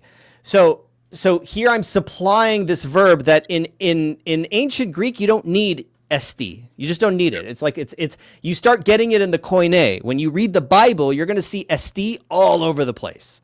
It's going to be he is, she is, they are. You're going to start seeing this verb popping up. But in classical Greek, it's like ew. We don't need it. We don't like it. You don't need this is. Yeah, I get it. So, but you have to be aware of the fact that to be is the infinitive of the verb in English that conjugates I am, you are, he is. And that's annoying for like people learning English. They got to learn all these different forms of this verb. It's one of the few verbs in English that we genuinely conjugate. We have all these different forms for it. Okay. All right. All right. So now I just the reason why I was so stuck, I didn't know that is a verb. I didn't know that.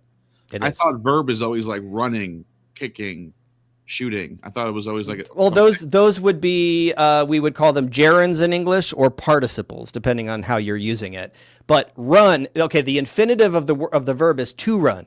Okay, I run, you run, he runs. Those are the conjugations. Yeah. Running is the participle.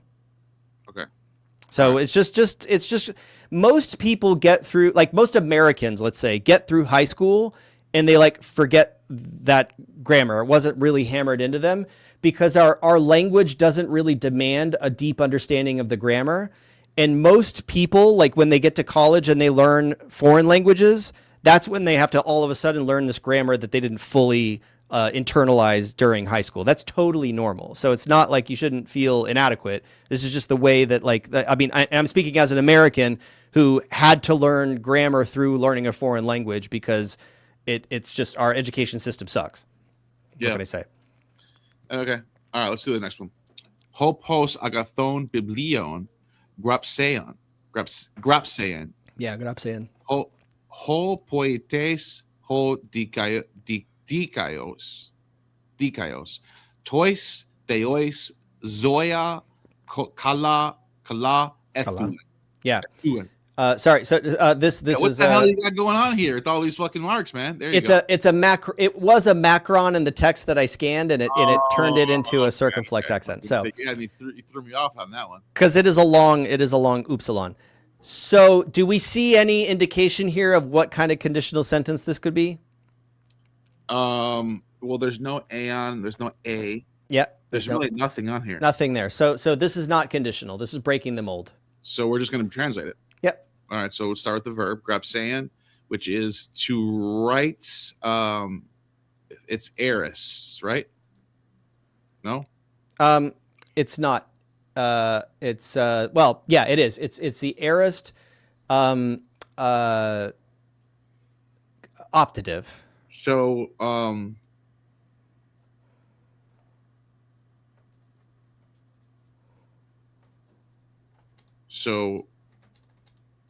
so it would be like might, right?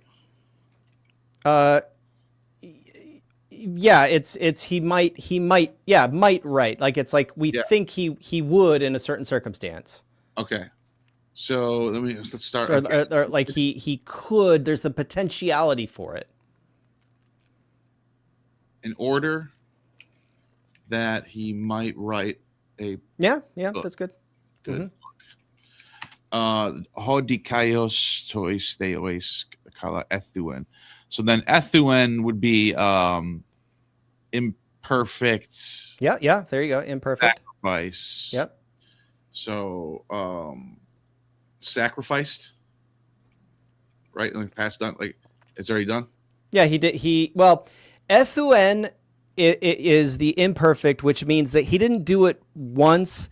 He was kind of like either in the process of doing it, trying to do it, or doing it all the time. It could like you have to sort of suss out in the context what he, in this context, it sort of feels like it's something he used to do, which meant he did it all the time. He was habitually making sacrifices, right? Yeah. So we have the poet's sacrifice to the gods. That's dative, right? Yep. To the gods, right here, dative. Yep. Choice they always. Zoa would be animals. Mm-hmm. Kala would be Kala would be the beautiful. Yeah, beautiful animals, right? Sacrifice to the gods, beautiful. He sacrificed beautiful animals to the gods. To the gods. The poet sacrificed justice, just to the just gods. So, yeah, so really what you have here is, in order that he might write a good book, the just poet. Right? Oh, the poet is just. Yeah, because it's poietes hodikaios. So it's ho. Yeah. This could have been hodikaios poietes. That could have been the case. But instead it's ho poietes hodikaios. Okay. In order that he might write a good book, the just poet sacrificed beautiful animals to the gods. Yeah. And the problem you have there is that if you just say the just poet sacrificed, how do you know that happened? Like that could have been one time, right? But what you have is ethuen, which means that it was kind of like all the time. So what you would probably do here is the just poet previously used to sacrifice. He did it before, like he did it all the time. That's what this imperfect is implying, ethuen. Okay. But if you just say he sacrificed, then it's sort of like ambiguous in English whether or not it happened once or twice, or like that's it's not, you didn't make a mistake, but it's like you would preferably try to capture what that imperfect is doing, which is describing a habitual activity. Okay. So now we have what's it called? Number 14? Yeah, now we get this on. We have the on there. Okay. A. A. What do you mean A? On. Where do you see well, on? A plus on. My eye went to it right away. So it's like, boom, okay. We got an on. So we got some. So let's read this one then. A hophilos, homeros, te theoi, thuein, me ethelesen, agathon, biblion pedi, anthropon, eretes, uk an egruption. Egrabsen. Now, careful. The thing is, like, when we talk about arete, we're like using our American accent. This is aretes, right? Aretes. Okay. So it's an alpha. So the other night, I think you were reading some Greek and you were saying arete, but it's arete, right? It's a. Yes. Okay. So we have the a. Where's our verb? On. Where's our verb in the protasis? It is the right here. So this is what it's the same word, same wish as before, right? Yeah, but it's taken this new form, and it's very interesting. It's got an eta in front of it. It's got an eta in front of it. Why? I actually don't know. So remember how we were conjugating it? We were saying ethelo is what? Othello is I wish. I wish. So what happens is, what if you want to make this aorist, you're going to have to perform an operation on it. Now, what's the first thing you're going to do when you make it aorist indicative? You add an epsilon. You add an epsilon, but there's already an epsilon there. An epsilon, so it becomes a long vowel. It becomes eta. Yeah, so epsilon plus epsilon equals eta. Ah, that's interesting. So, yeah, so it becomes... It becomes a stronger E. Yeah, I got eh. So Yeah. it goes from to right? So ethel, and then so A plus aorist then, right? and then what's the aorist ending? Oh my bad. I was looking amen, or it's ain, same ain. So here we have asen, but Yeah. what's it going to be in the, like, I wished. Ethe or athe. What do you mean? Well, how do you say I wished in Um, the aorist? First person singular. Athel,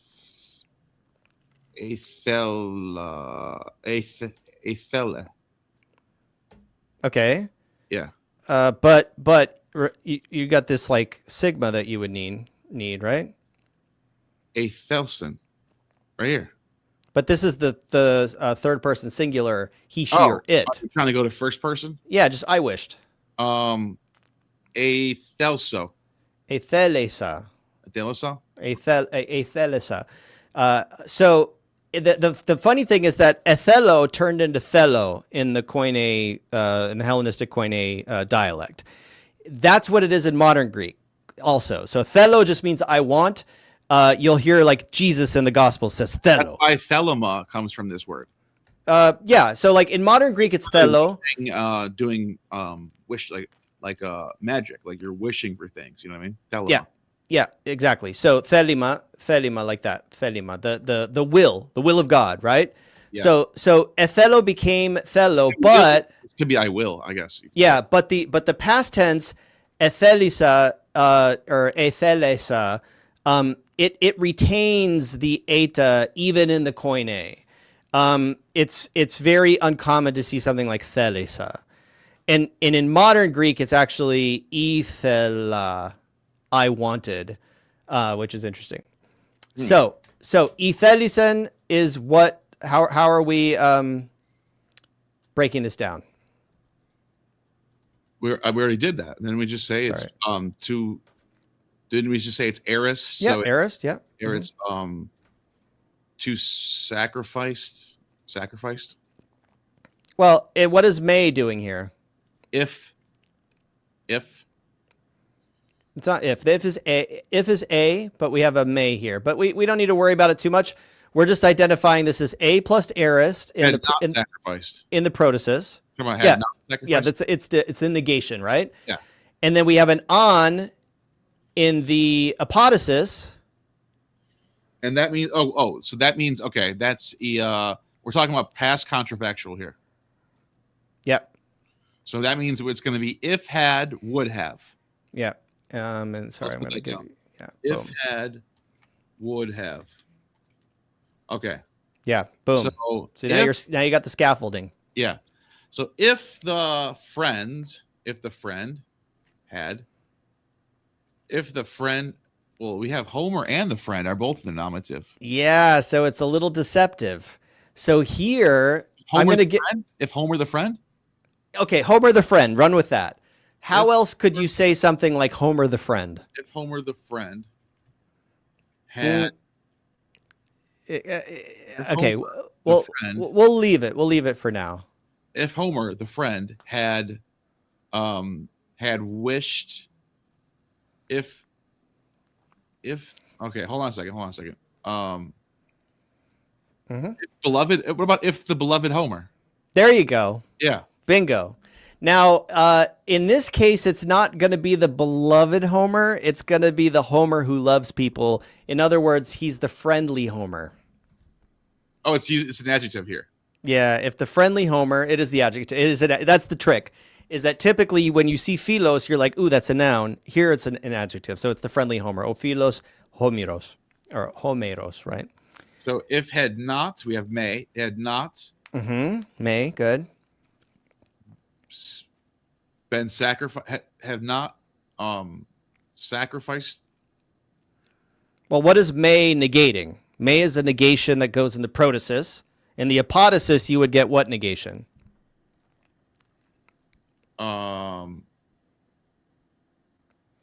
It would get if Homer had. I'm sorry. It would be if had. So we're now we have not. If had would have, but now this is had not because it's negated with may. What's the other form of the negation? What do you mean other form? What are you talking about? There's two kinds of negation. There's a negation that goes in the apodosis, and there's a negation that goes in the protasis of these conditional sentences. May is being used in the protasis, but in the apodosis, if you want to negate the apodosis, you use a different word, which is a different. What is it? Ook. Yeah, but we're not there yet. All right, I'm just quizzing you. All right, you're confused me here. All right, so not sacrificed.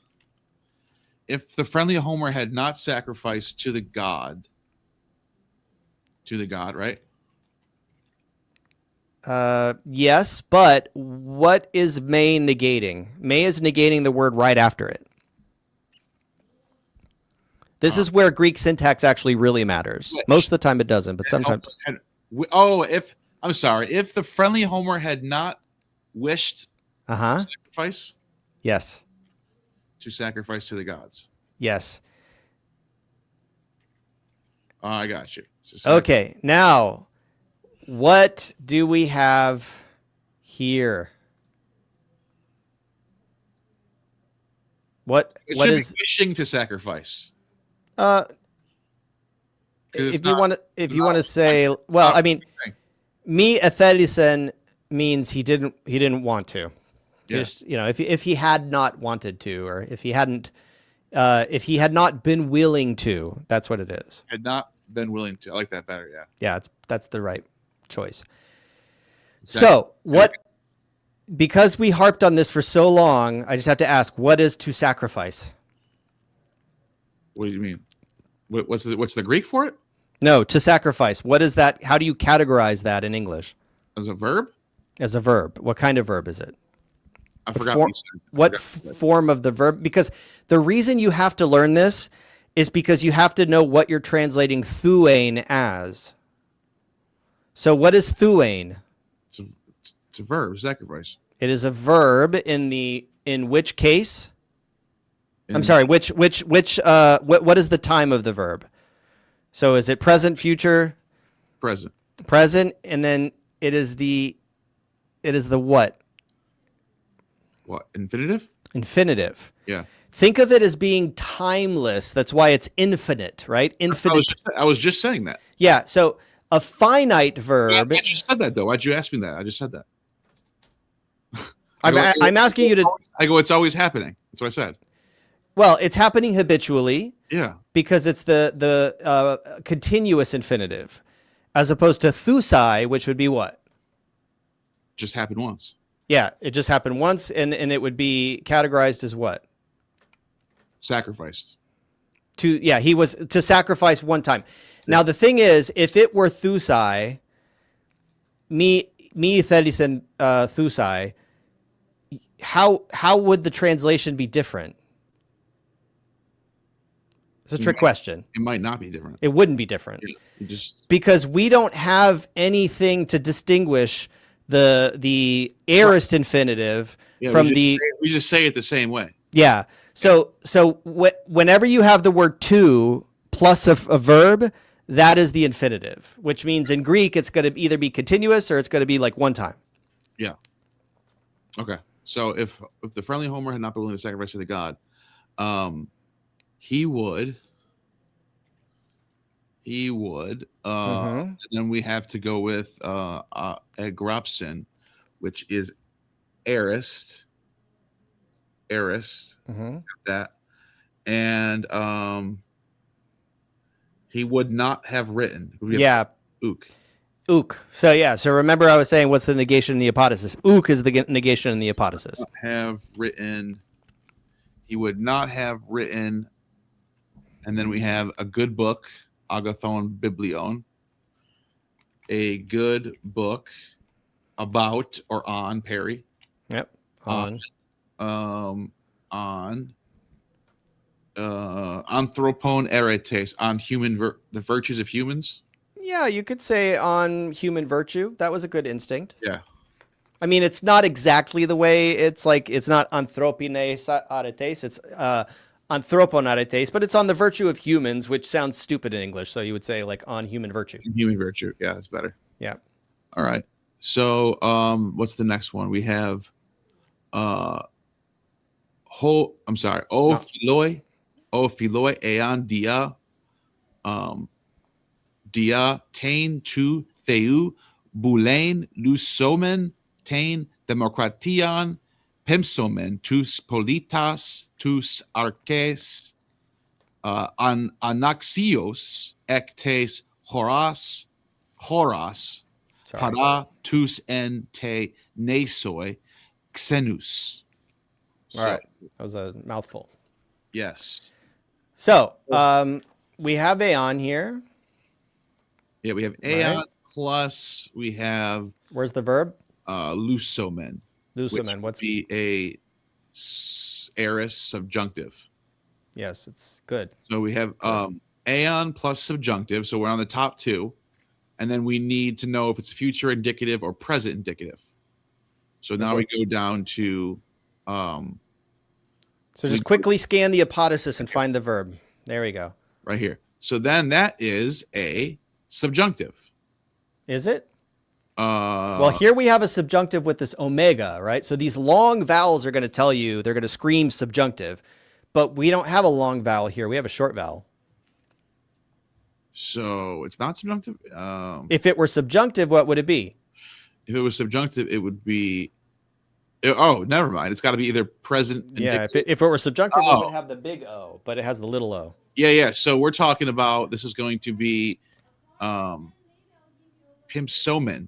So this is future indicative? Future indicative, yeah. All right. But remember, it's not pempsomen, it's pemsomen. Boom. So this is future more vivid. Future, yeah, because we're starting with the subjunctive, and then we're doing the future. So it's future more vivid. So we have if and will. If, very simple. If and will. Got our scaffolding. Good. Yes. And then, but we also have evocative. So we got to start off with, oh, brother, right? Oh, brothers. Oh, brothers. Oh, sorry. Or friends. Yeah. I meant to correct you in the previous sentence and I forgot. Because this is te theoi, it's the goddess. I neglected. I was going to correct you after you were done, but I forgot. So it's the dative feminine, huh? Well, yeah, it's hey theos, te theoi. Hey. Yeah, okay. Yeah. That's I let that slide, and I was hoping to revisit it, and I didn't. So okay. Oh, friends, if Homer, and then we have the verb lusomen, which is if Homer.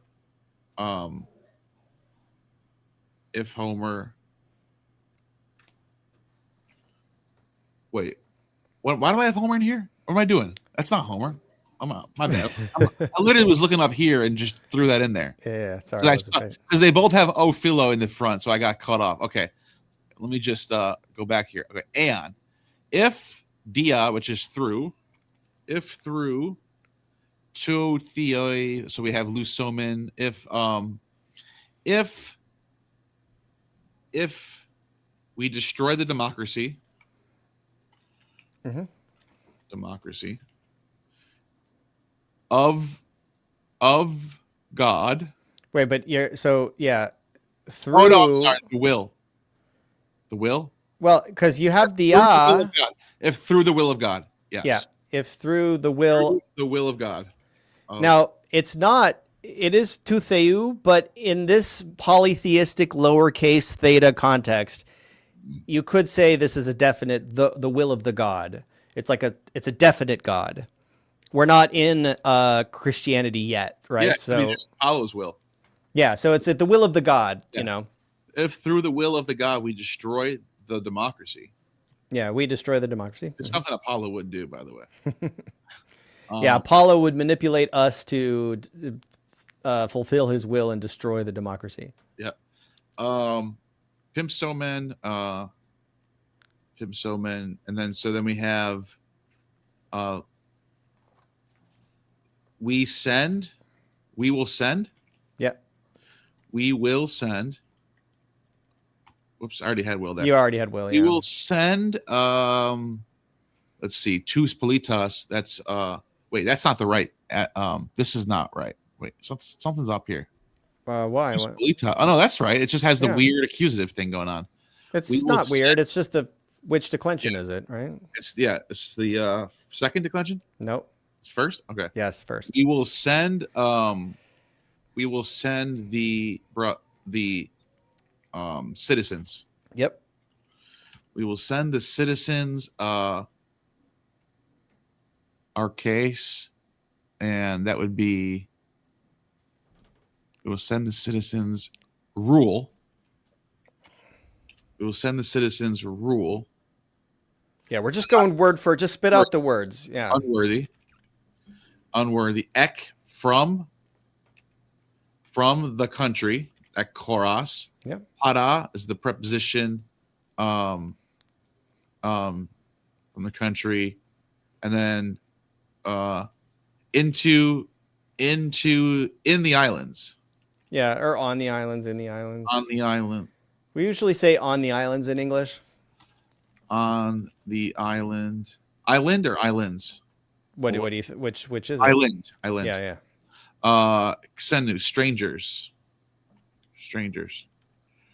Yeah, strangers or foreigners or guests. Yeah. But here they're probably strangers is okay. Foreigners would probably be a bit more idiomatic. So we will send. What do we got with we will send the citizens rule unworthy? That's something's going on there. The unworthy citizens? Well, the citizens. We will send the citizens. You will send the citizens. Here you can yeah.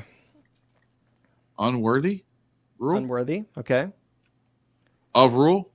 Of rule, right? Of rule. So in the previous sentence we had axios or axioi archis, right? Mm-hmm. Which means worthy rule or not worthy rule. Well, no, here it's axios. Yeah, it's this. Oh, anaxios. Yeah, that would be worthy rule. Yeah, so this would be worthy of rule. What happens is when you need to attach the alpha privative to it, what's going to happen? You just got to add a new there. Yeah, you just add the new there, and that now it becomes anaxioi arches, right? That now not unworthy of rule instead of Baptist. Exactly. We will. Well, I'm sorry, not exactly. Anabaptist is ana, and that means again. But here it's the This is just alpha privative. Ana is different. They look the same, but they're different. We will send the citizens unworthy of rule. Yeah, and really, what you could do to tweak the English here is you could say the citizens who are unworthy of rule, but that's a bit more of a paraphrase. Out of the country or out from the country. Yeah, like away. You would who are unworthy of rule. Send them out of the country. Out of the country to the island of the strangers. Yeah, it's para tus xenus. So you're sending them where? You're sending them to the strangers. On the island. To the strangers on the island, yeah. To the strangers. Or to the foreigners on the island, or the foreigners who are on the island, right?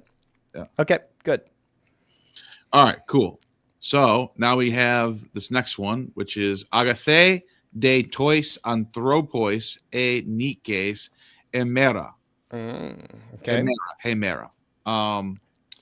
So I don't think we need to do any clause shit here, right? I don't No clause stuff. No. So good Good.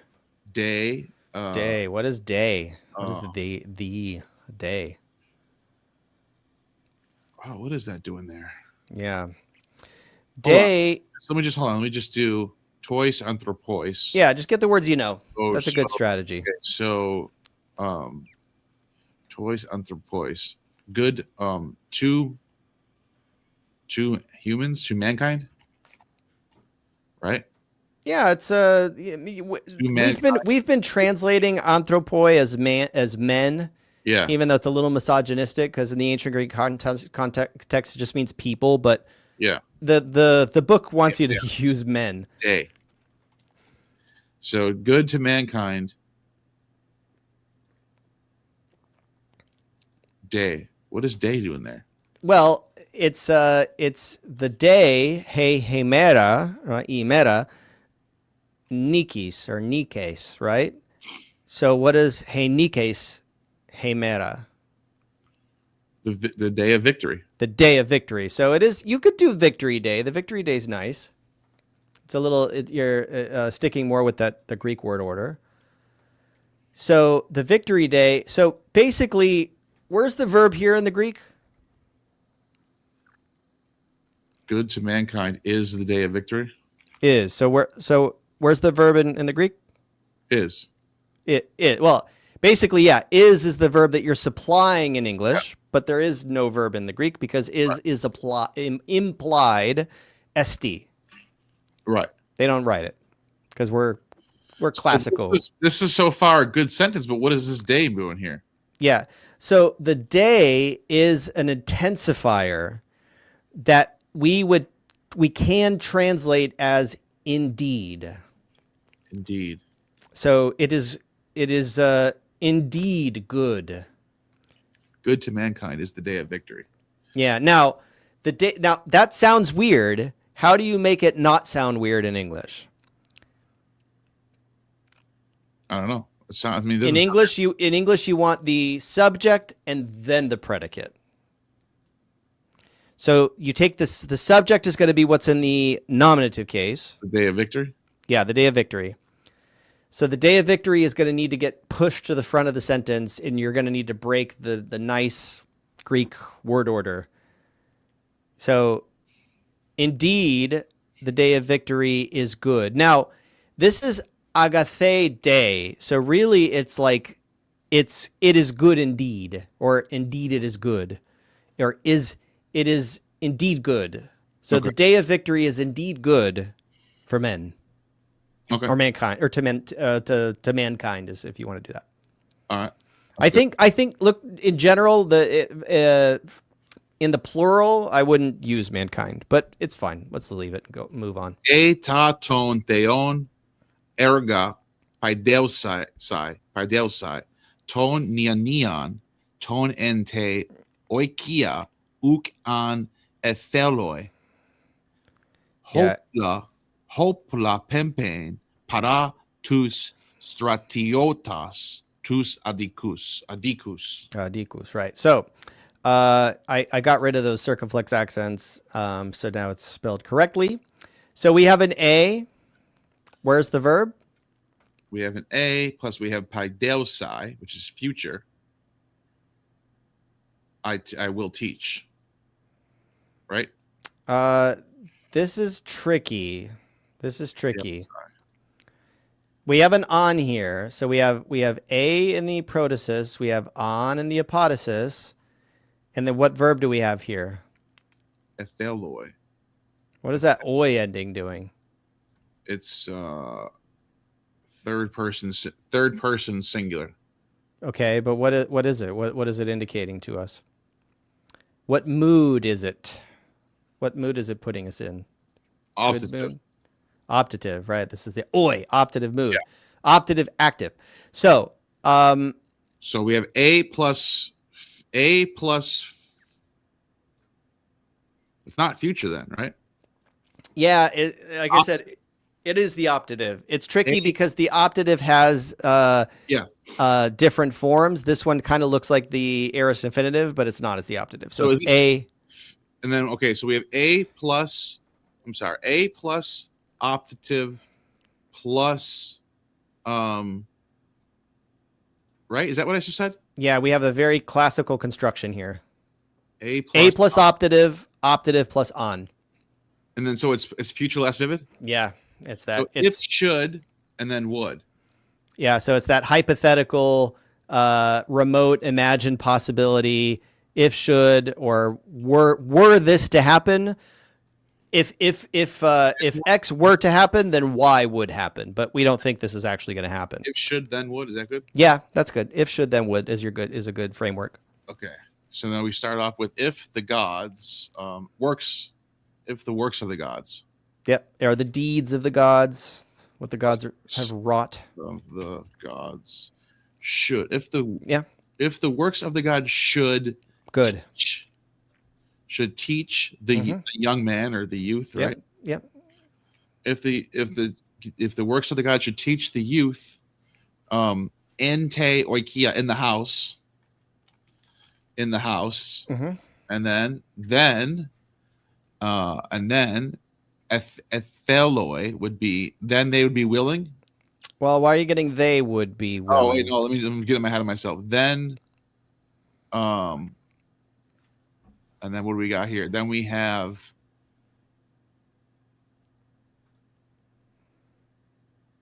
ook is not. Yeah. They will not. Then they would. Well, you keep inserting they, but they would be Then if the works of the God should teach the youth, then the youth, right? Yeah, the young man. So the youth would not. Then the youth would not. And then we have what do we have here? We have willing. Will be willing. Would not be willing. Yeah, would not. Yeah, would not be willing is good. Willing to. Would not wish. Would not want. Would not be willing. Send. Campaign. Send. Yep. Not be willing to send. What are we sending here? Hopla weapons. Yep. There you go. Weapons. Send weapons. And who are we sending weapons to? Stratio, the soldiers. The the unjust soldiers. Adiku. There you go. Yeah, Yeah. Good tempo for this one. Yeah. Now I'm gonna be a dick and I'm gonna ask you again. What is this? Pimping. What pimping? What form of the verb is that? It's the present infinitive. There you go. It is the present continuous infinitive. What would it be if you were to make it an aorist infinitive? Pop quiz. We would throw an epsilon on it and pimping. No. Oh, C? Yeah. Okay. So you would definitely get the ps in there because you would have to, because you would be getting pemp plus the sigma, and the mps doesn't happen, so that's going to turn into a ps. But then what is the ending going to look like in the aorist infinitive? If you just want to send it one time, or them send the weapons once. Pimpso. What is it? Pimpso? It's pempsi. Pimpsi. Yeah. So pempane. So here we're talking about. We're talking about a routine. Pempane. So hopla. Uk an etheloi. Right. So what you did is that you took the neanias from the protasis and you inserted him, and you assume that he's the antecedent of the etheloi and the apodosis. Then the youth would not be willing to send. We don't actually know that as a matter of fact. We don't have enough context to determine if the youth, it's a reasonable assumption, but I think it would be like, then he would not be willing to send weapons to the unjust soldiers. This could be like the king, or it could be anybody. Mhm. So you didn't make a mistake by assuming that Neanias was the antecedent of Atheloi. But if you really think about it, we don't have enough context to determine if that's what the author meant by that. I got you. Yeah. All right, the next one. Hoteos,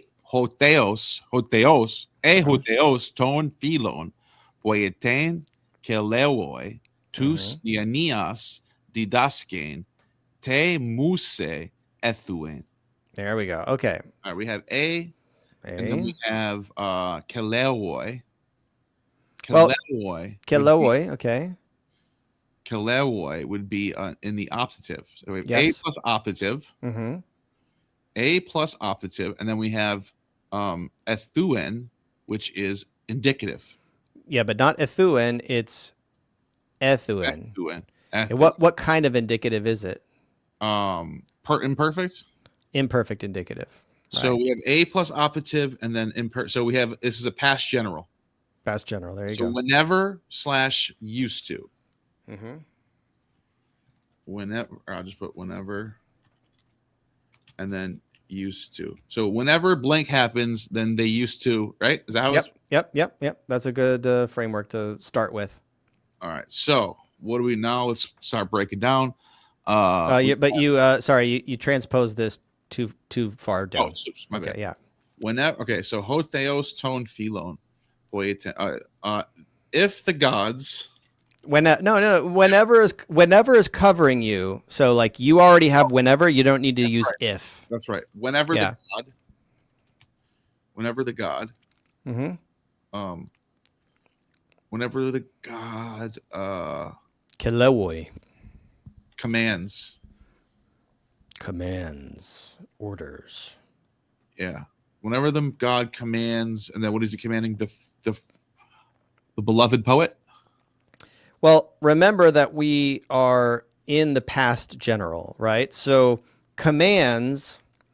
Whenever the god were to command. Well, I mean, what you're saying is that whenever he ordered, whenever he commanded or whenever he ordered, yeah. Wouldn't word to command also fit that? Word to command? And I guess maybe not. Not really. You're talking about something that generally happened in the past, habitually. The beloved poet. Whenever the god commanded the beloved poet. And then didaskein means to teach. To teach the youth. And really, this is, I think this is more like friendly poet.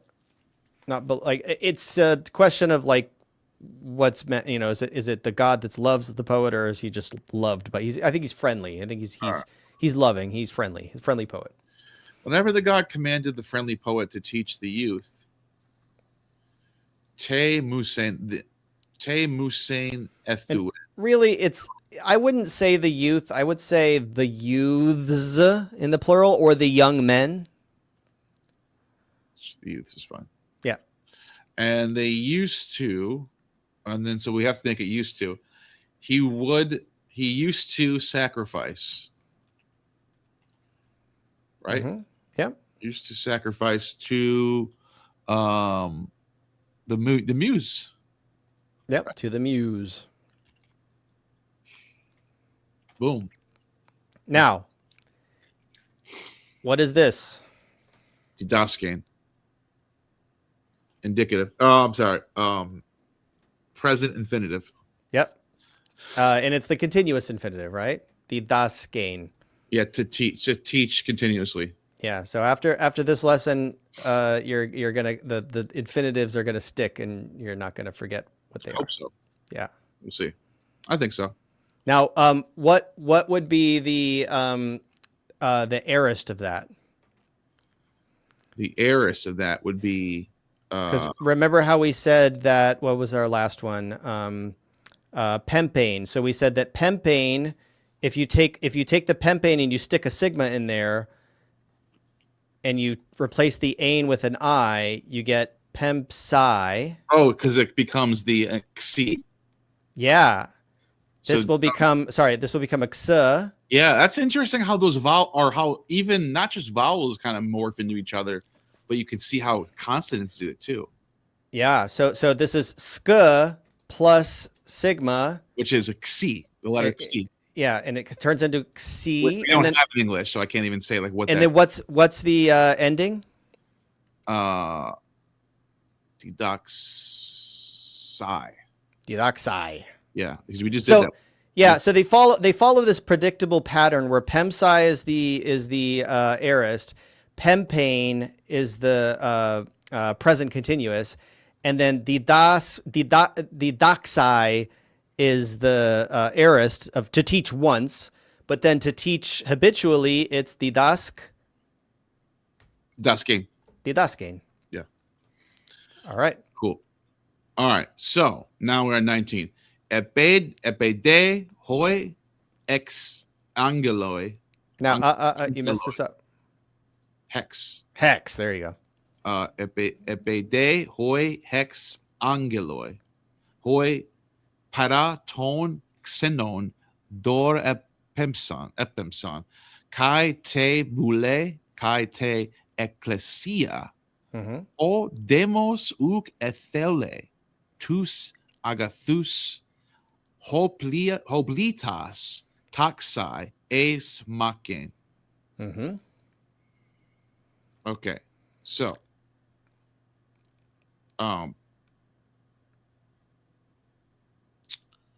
we have this is a weird one. Yeah, because there's no aeon, there's no a, there's no nothing here. They don't have any fucking so there's not even a mende clause or anything. There's nothing. Well, it's kind of a curveball here, huh? Yeah, it is and it isn't. It's just this word epidi. So this is actually a common. So epidi means because or. There's not even a comma in here. Oh no, there is right here. So what you're getting is you're getting epi plus e plus day. So epid. That's what a right here. So basically you have the a right there. It's just embedded in this word that means because or since. Now we can look for subjunctive or whatever. Yeah. So just pretend, just count this as an a, even though it's like a little exception. Yeah. So now we have to look for right here, epemsen, which is in the aorist. Not epemsen, epemsan. Epemsan, which is aorist. Aorist, indicative. And that is indicative. You just told me. Yep. I'm sorry. So that's a plus indicative, and ethele, which would be also indicative. Yep. Present indicative. So it has that epsilon, but you've learned that that's not what you thought it was. So a plus indicative would be wait, what would this be? This would be the thing is though you don't have an on in wait, this is a past counterfactual. I don't think this actually counts as a conditional sentence. But I'm looking at the chart right now. A plus indicative is counterfactual. It says that right here on the bottom. Aorist or indicative. Yeah, but then like let's look at that. Oh, it's only for aorist though, right? Yeah, let's look at that. Only So if that's the case, if it were an a plus the aorist in the past counterfactual, you would be missing two things. You're missing the on. You don't have the on in the apodosis. Okay. And you don't have the aorist indicative in the apodosis, so it just doesn't fit the mold. So so what you determine from here is I'm wondering, do you think it still might work out to be if and would have? No, because epide or epide, it's I say epide, it means since or because. So this is just a you would call it a temporal clause or like it's causal because you're saying because this happened. So since would have? Yeah. So it's since would have? No, just will? Since X, then as a result, Y. It's not like you don't need because it's not a conditional sentence, you don't need that scaffolding. Okay. Just start with since and just spit the words out. Okay. So epide. Since 6 hex 6. Yep. Since 6 messengers, angels, I'm gonna go with messengers. Yeah, it's not. There are no angels in classical Greek. Yeah. And then they're definite though, so it's hoi angeloi. Since the 6 messengers. Yep. Since the 6 messengers, para ton xenon, the strangers. Now here you have para plus which case? Genitive. Genitive. Para plus genitive is means it's from. Because it's not para tus xenus, it's para ton xenon. So it's from the foreigners. Or from the strangers like you have. Right. And then we have descending, which would be third person. Just so sent, yeah, just sent from the strangers. Well, I think they're the anguloi para, the anguloi hoi para ton xenon, right? I angeli I para ton xenon. Those are the messengers from the strangers. And what did they do? Epemsan. They sent. And then, so now you got to figure out what they sent. So the messengers from the strangers sent what? Sent something and boule. So, sent gifts. Gifts, okay.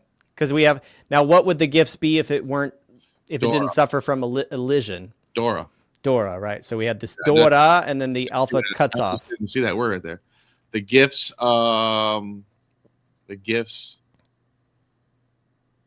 Boule means like council or assembly, right?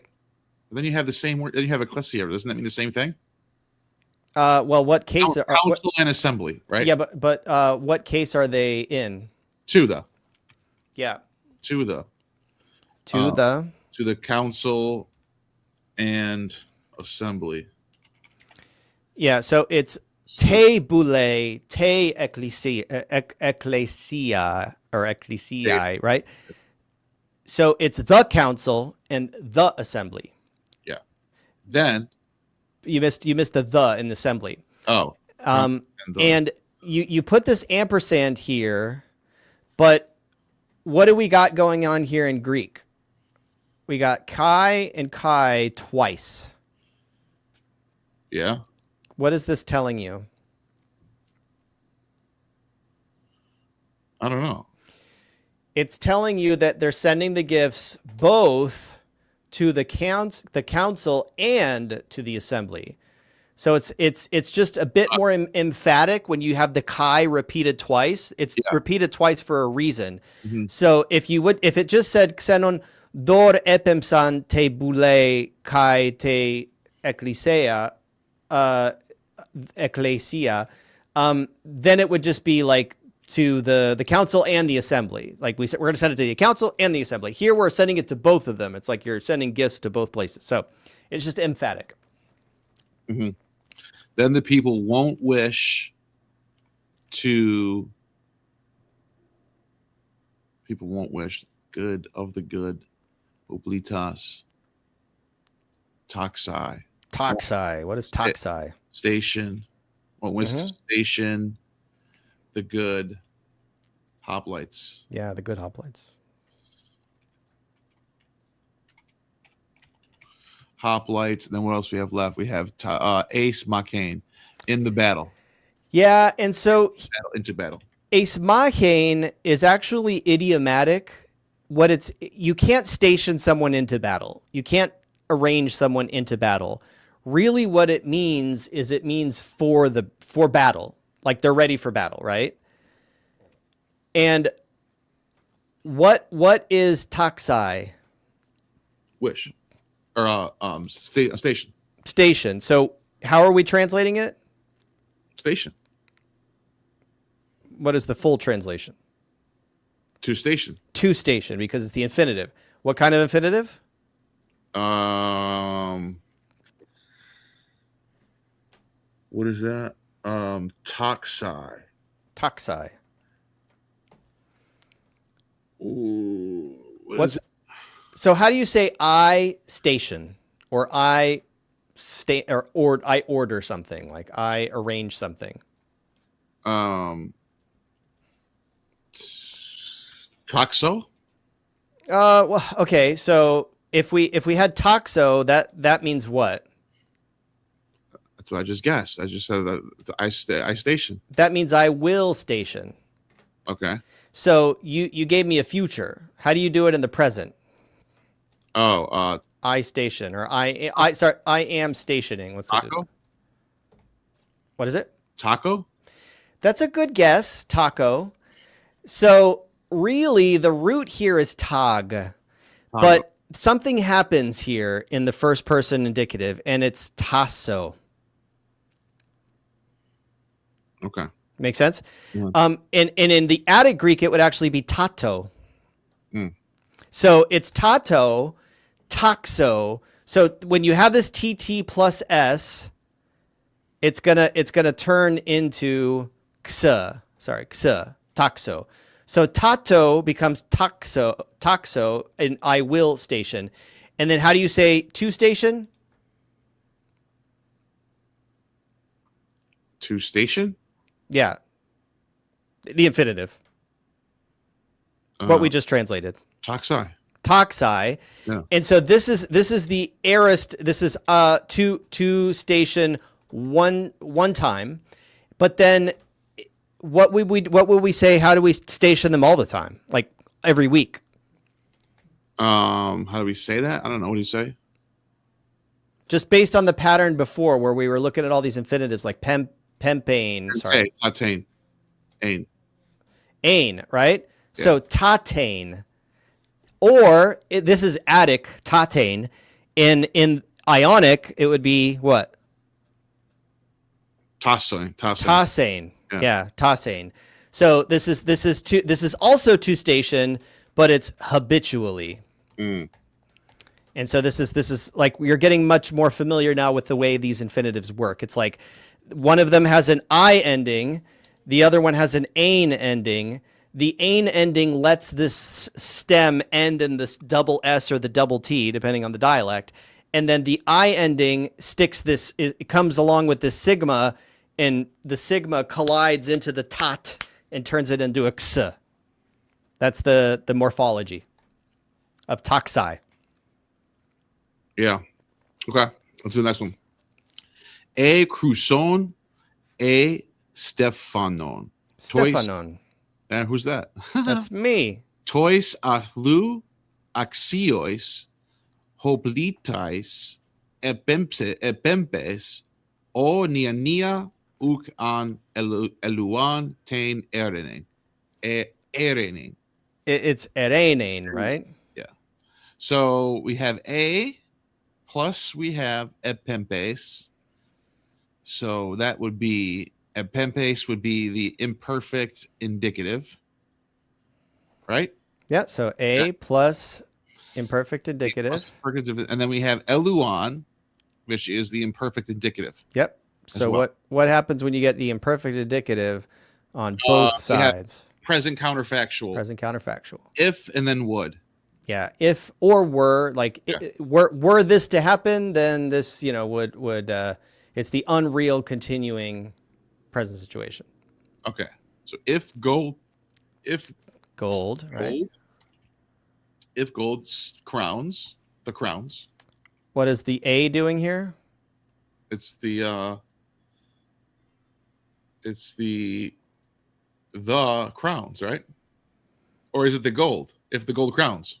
Well, what is this A? That's what I'm saying. Isn't that the definite article? What do you notice about the diacritical marks above it? I don't know. What does that mean? Well, what would the definite article look like? It would look like that. One. Yeah, I know. That's what I'm saying. What's going on here? What's going on here is if you were looking at this in monotonic Greek, it would look like that. Okay. It's the word or. In polytonic Greek, it's going to have the grave accent in the smooth breathing. So one of the advantages of using Erasmian or reconstructed pronunciation is you have a hey as opposed to an a. Sorry, a. A. Okay. So that a means or, hey means the. Okay, so I'm going to put the verb over here then, because I'm pretty sure it's if you were sending, right? Yeah, you got to get If that you're verb in sending the front. gold or crown, gold or a crown, right? Yep. If you were sending gold or a crown, and then we had tus athlu, Toys, athlu, right? axios, worthy, and then athlu is prize. Yeah, so athlos is a prize. So gold as a prize. If you were sending, wait, who are we sending to? Where are we sending? Who are we sending to? Oh, hoplites. Duh. If you were sending gold or a crown, to the hoplites. Now, what adjective is modifying the hoplites? Worthy? Yeah, so these are worthy hoplites. To the worthy hoplites. What are they worthy of? Of the prize? Of the prize, right? So worthy. Now, it's not necessarily of the prize because it's not to athlu. It's just axiois athloi, right? It's like they're worthy of a prize. So if you were sending gold or a crown to the hoplites who were worthy of the crown prize? You could say to the hoplites worthy of a prize, or to the hoplites who were worthy of a prize. Better in English. But it's not the prize because it's not a definite prize. It's an indefinite prize. It's just worthy of a prize. They were prize-worthy hoplites. You could do that in English. You could hyphenate it. And then we got this weird nia, oh young man. Nia, right? Oh man. Oh man. That's right?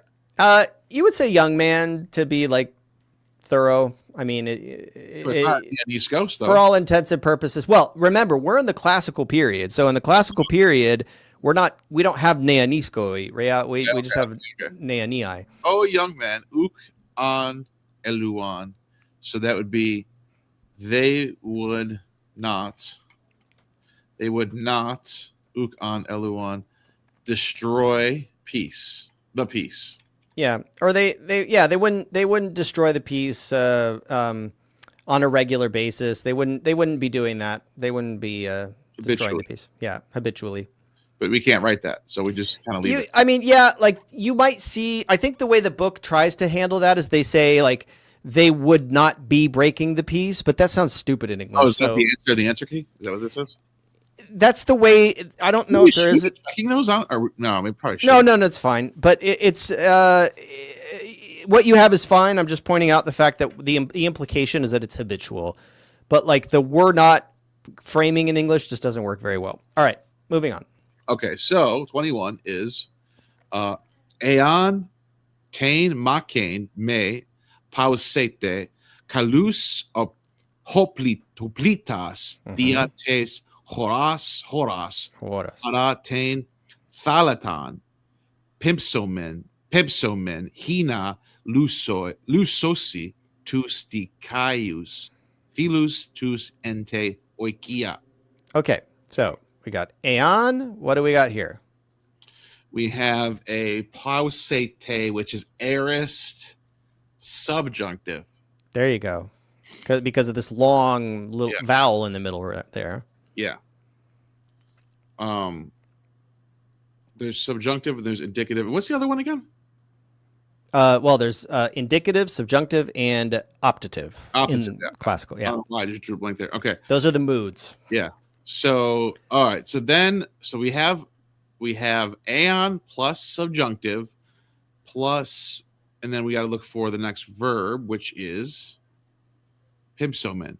Which is what? Which is also aorist subjunctive. Why is it subjunctive? Because it's omen. Pimsomen. Oh, yeah. So basically, here's the identifier. Pavsete versus pausete versus pausete, and then pempsomen versus pempsomen. So Oh wait, so I'm wrong then. This isn't subjunctive. you made a mistake, but I'm just pointing out how you can tell. Oh, okay. So this is indicative. It is, yeah, it's indicative, but the way you tell is in the indicative mood. Long vowel. Yeah, I got you. The way you can tell the indicative from the subjunctive is that these endings have long vowels in the subjunctive. That's very easy to remember. Actually, I should have had that down by now. Yeah, and getting these right though. I've been pretty much getting these right. And this is why, just so everybody's aware, like when Erasmians say pausete and pausete, that difference between ete and ete is how you're distinguishing the subjunctive and the indicative. For me, it's pafsete and pafsite. But then pempsomen and pempsomen with the o here. Here it's like kind of difficult. It's hard to tell the difference between omicron and omega if your pronunciation is just o, right? It's a short o. And you're not using phonemic vowel length for the omega and making it pempsomen. So that's why scribes mess these up all the time. So there are instances in the New Testament where it's like, we don't know, is he saying pempsomen with the omega and it's subjunctive, or he's saying pempsomen with the omicron and it's actually indicative? There are many cases where we just don't know if it's indicative or if it's subjunctive. And it's specifically because the omega and the omicron were no longer distinguished by the Hellenistic period. Mm. And today they're not just, we don't pronounce them differently in modern Greek. We just spell them differently. So you have to do a lot of memorization. I got you. Okay. So I got to. And then the Erasmians would say pempsamen to distinguish it, which is kind of weird because it sounds like alpha. Okay. So back to what we're doing now. What we have is subjunctive, aeon plus subjunctive plus indicative, right? Yeah, I just moved your cursor. All right, so that means, hold on, yeah, no, future indicative. Aeon plus subjunctive plus future indicative. So that is if then will. If then will. So this is the future more vivid. If will. Yeah, I almost forgot to say that, but I'm giving you the right answer. Yeah. Yeah, I'm just skipping ahead. Yeah. If will. If the battle. Well, I guess we could start the verb, right? If the battle. Here we get the y'all. If y'all. If y'all don't stop the battle. If y'all don't stop the battle. Yeah, if y'all don't stop the battle. Because you have may. Yep. If y'all don't stop the battle, kalus, which is beautiful, right? Isn't that what that is? So if y'all don't stop the battle, beautiful hoplites. Beautiful Is hoplites. there really what's going on here? Beautiful hoplites. Yeah, I mean they're good. They're good hoplites. They're nice looking. Beautiful Spartan hoplites. They're beautiful. Oh God. Dia through. Yep. Through Tes Choras, through the country. Now I'm just letting you just get the words out, but obviously you're gonna. No. Yeah. I could do this now. I can see it popping up. Beautiful hoplites will do something through the country, right? Well, you're kind of will be sent. Floundering a little bit. No, you're not. It's not going to be sent because it's not that we're dealing with the active voice here. We're not. Chapter 5, we're going to get into passive voice. We will send. Yeah. We will send beautiful hoplites. Yes, there you go. So you just got to hone in on the verb and drag it to the front, just because we're will send beautiful hoplites through the country and kill every one of you. I'm just kidding. No, but it's probably something similar, right? We will destroy every single, and then so it says, let's see, hoplites, dia, te, choras, paratain, thalatan, the sea. Paratain, the sea, right? It's the sea. Yeah, well, what is para relative to the sea? What is that again? What does that do in there again? Para? I keep forgetting what that is. It's beside the sea. Beside the sea, right? Okay. I wanted to say somewhere beside the sea. Yeah, that's a different. Beside the sea. What's next? Beside the sea. Pimsomen. We already got that in there. In order that Lusosi, which is Not lusosi. Lusosi. lusosi, in order that third person luo, right? Now, what mood is this? What are we talking about? What mood is this? That is what mood is that? Subjunctive. Yes, it is.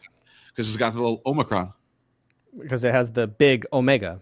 That's what I said. I meant that. I know. I Literally circle. I don't know why I said omicron. I do that all the time. That's what I meant. Beside the sea, in order that they will destroy, they may destroy. Yeah. So in order that they destroy, they might. Yeah, they might. It's kind of weird in English. We can't. Friends. Now it's kind of going in order now. The dikaios philos, the just friends. Then I already have two, the, right? Yeah. In the house. Right? Yeah, so when you're dealing with democracy or like concepts like that, whenever you have the verb luo in reference to those direct objects, you can translate it as destroy. Mm-hmm. But if you're talking about your friends, you're not destroying your friends when you say luo tus filus. You have to pick a different translation in this context. By the way, there was a couple of super chats that I missed because I turned my volume off. I feel bad. Your volume. They're probably from a long time ago. Or at least one of them is. I'm sorry. Old Nosy, if you're still watching, man, thank you for your support. Did Ptolemy bring any Eastern cults practices? I really don't want to spend too much. I feel bad because people are dropping supers. Listen, I will do this. I'm taking a screenshot right now of this super chat. I will, on my next live, I will address this. So let me do a screenshot. I have both super chats up right now. I can see both of them. What's the other one? The other one I'm going to pull up in a second and thank them too for the super chat. Because I know we're almost done with this finally, and I don't want to just keep, Yeah. But so Old Nosy, next time I jump on a live, I'm going to talk about this. I like this topic. And I think it would be fun. Okay, is the same Greek? No, a Bible was written. No, yeah, this is not the same. By the way, for the 20, you really appreciate the $20. Oh yeah, thank you. So we have been periodically pointing out, if you go back and rewatch, there are certain instances where, for example, ethelo, we're learning classical Greek. So this is like 5th century Attic Greek. So ethelo is I want. What you find in the Bible a lot of the time is thelo without that epsilon. Yeah. So that's like just one thing that changes from the classical period to the Hellenistic period. And then into modern Greek, you still have just thelo. You don't have ethelo. But if you know Attic, it's easier to know koine rather than go backwards. Yeah. So right now. So what we're learning is actually we're learning more information that gets cut off by the time you get to biblical Greek. Yeah, and another thing is when you're reading the Bible, there are sometimes instances, especially in Luke and in the Epistle to the Hebrews and in certain Septuagint books that are written in a very high style, like Greek Esther, that they'll use language like the kind of language you find here because they're doing something called Atticizing. And they're actually like writing really fancy Greek because this is, from their perspective, going back like 500 years, they're emulating the Greek of their ancestors. So it makes sense to start here and move forward rather than start in the Hellenistic period and work your way backwards. Yeah. Because this is like we're going sort of chronologically through Greek by anchoring ourselves in the Attic period and going forward. And the same thing with Homeric Greek is even further back in time. Yeah. So you want to keep going now? Yeah. So I do, but I want you to figure out what you're going to do about destroy, because lusosi is not destroy in this context because it's hina lusosi tus dikaius filus. It's not so that you can destroy the just friends. Free the just friends. Yeah, you're going to free them. Yeah. You're going to set them free. You're going to set free the just friends. I was asking that earlier. I go, how do you know when it's destroy or free? Because it's the same word. And it's the context. Well, like, so we'll figure it if you're out. talking about your friends, you're probably setting them free or you're unbinding them. But if you're unbinding democracy, well, you want democracy to be bound. You want it to be like tied up. Yeah. And so when you're loosening, there are certain instances where when you dissolve something, it's tantamount to destroying it. And so in those contexts, you would use destroy. Yeah. Okay. All right. Let's go to the next one. Let's see if we can get this unit done, right? What do you think? Yeah, let's go. How much we got left? We got 22, 23, 24, and then it's like a lot of short shit at the end. Yeah, you're picking up speed, so let's keep going. Okay. Let's do 22 now. Hoi agathoi politai dora pimpusin eon hoi poitai hoi crusu axioi biblia grapsosi peridikes. Okay. So first thing I want to do is we have aeon, and we have an indicative verb right here. Mm-hmm. See, no longs, and then we have a long vowel, and it's an aorist, so that's a subjunctive, aorist. Yep. So, with that being said, learning the tricks of the trade here. Your camera turned off. Oh shit! Where is? Wait, I'll be right back. Just keep talking to the. Okay, so what Neal needs to figure out is what to do with aeon when it's in the middle of the sentence. Because typically in most of these sentences that we found, they start with aeon because they start with the protasis, right? So you have the protasis and the apodosis.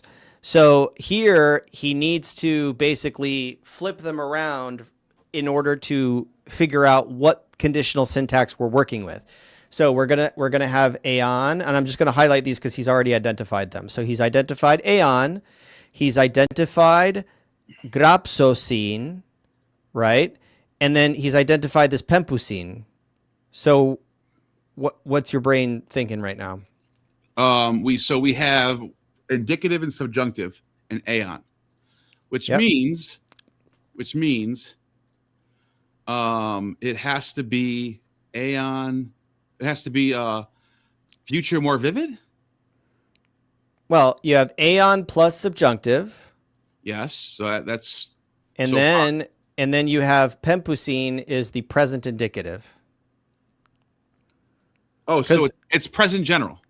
Yeah, because the clue here is that you have aeon so far forward that it's like that's starting to look like the protasis is in front of the apodosis. There you go. Then. Yeah. Okay. So whenever the agathoi, the good. No. Remember, the apodosis and the protasis are flip-flopped. Oh. Because the aeon is over on the right. So what? Just whenever? Yeah, if you want to do it, you have options here. You can start with the protasis, you can translate the protasis and then the apodosis and then flip them, or you can just start out with them flipped. Let's do the good citizens. The good citizens send gifts. Yeah, send gifts. Super straightforward. Send gifts. Send gifts. And then aeon. Yeah. And then. And aeon could be translated as if here, but I like the whenever. Yeah. So I get rid of the comma then? Send gifts whenever the poets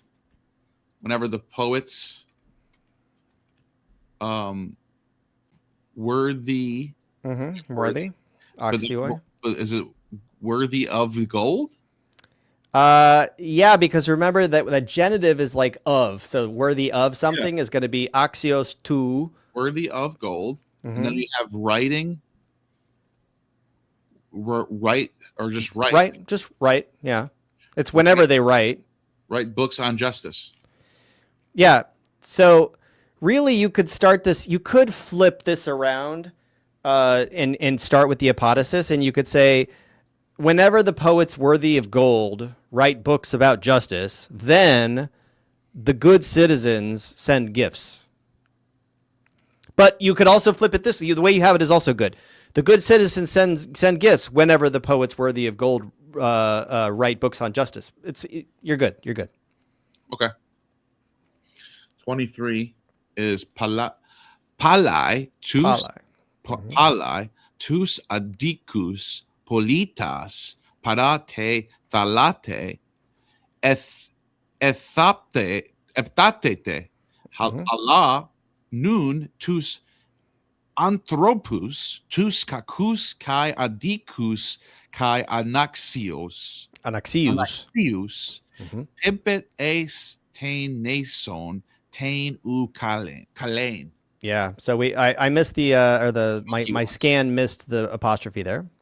We got a big chunky one here. Okay, so first thing we're looking for now is I don't see anything. I don't see any a or an at all. This is a big chunky one with nothing. So what do we do here? We start off with. It means that you're not seeing the hallmarks of conditional syntax, basically. Yeah, but there's a lot of commas though. So the commas are whatever. There were no commas in the original. What you had in the original is an aeon, an on, and we don't see that going on here. So this isn't going to fit our mold. We don't need to worry about it. Just do word by word. Palai. What does palai mean again? That's a word I haven't seen in a while. So I know this, but I just can't. So what? Like you're familiar with paleo, right? Oh, of old. So yeah, paleo is paleos, right? So we have the palea diatheke, right? And we have the kene diatheke. What are those? Palea diatheke and the kene diatheke. That's it. Old, and new. The old and new what? Diatheke, the old and new. What is that? Diatheke. So the palea diatheke is like Genesis, Exodus. Old Testament. Yeah. So Old and New Testament. So that it means old when it's an adjective, but here this is this adverbial palai. What'd you do here?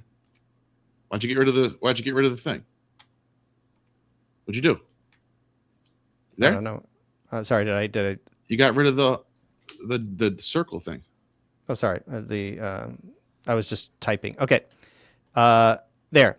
Okay. So palai from paleo of old. Of old, or like in the days past. Of old is nice and poetic. Of old. Of old. Let's see. You could, I mean, like idiomatically, it would be like a long time ago or previously. Unjust citizens. Para beside the sea. Mm-hmm. Adaptate, which is adaptate would be buried. Okay, so that's where we get this root thopto. Yeah. But then what do we got here? It was buried. We're not in You were burying. Yeah, y'all were burying thopto.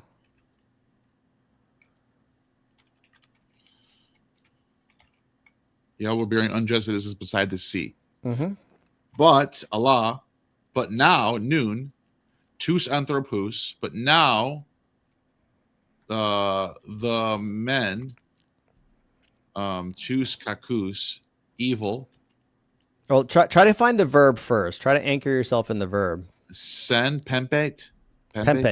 But now you send. Yeah.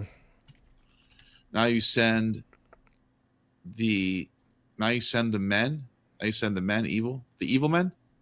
Yeah. Now you're sending the men who are evil and unjust men. Yeah, evil and unjust.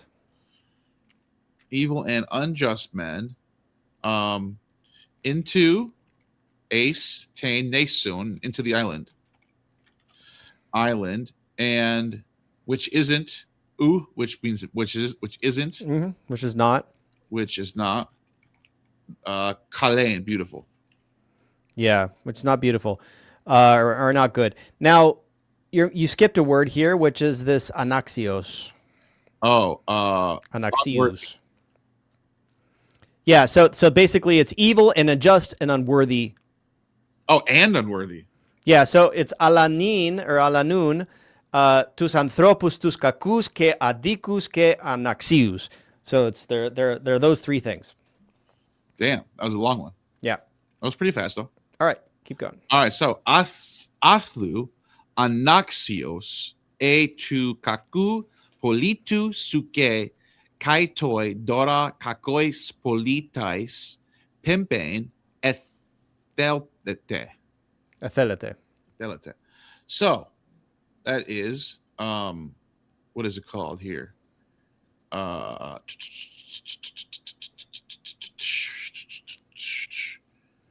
Nothing. There's no. Yeah, we're not picking up any signals here. Yeah. Of conditional syntax.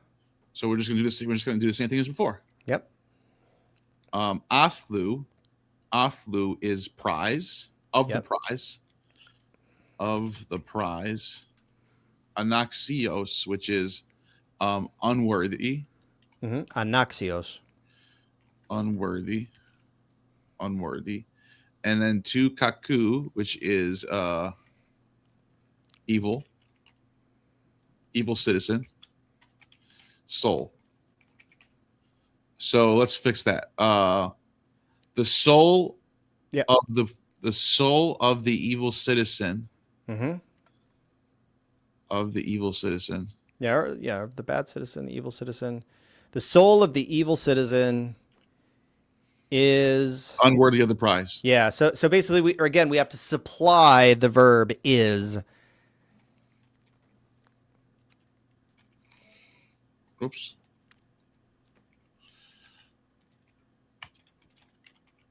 Of the prize. Now, regarding that question about biblical Greek, how would you make this sound like koine, like the Hellenistic koine? Esteem. Yeah, you would say athlu anaxi. You would put another stress right. Anaxios estin. Esteem. Yeah. And so that estin or esti. So this in classical Greek, bad style. In Hellenistic Greek, good style.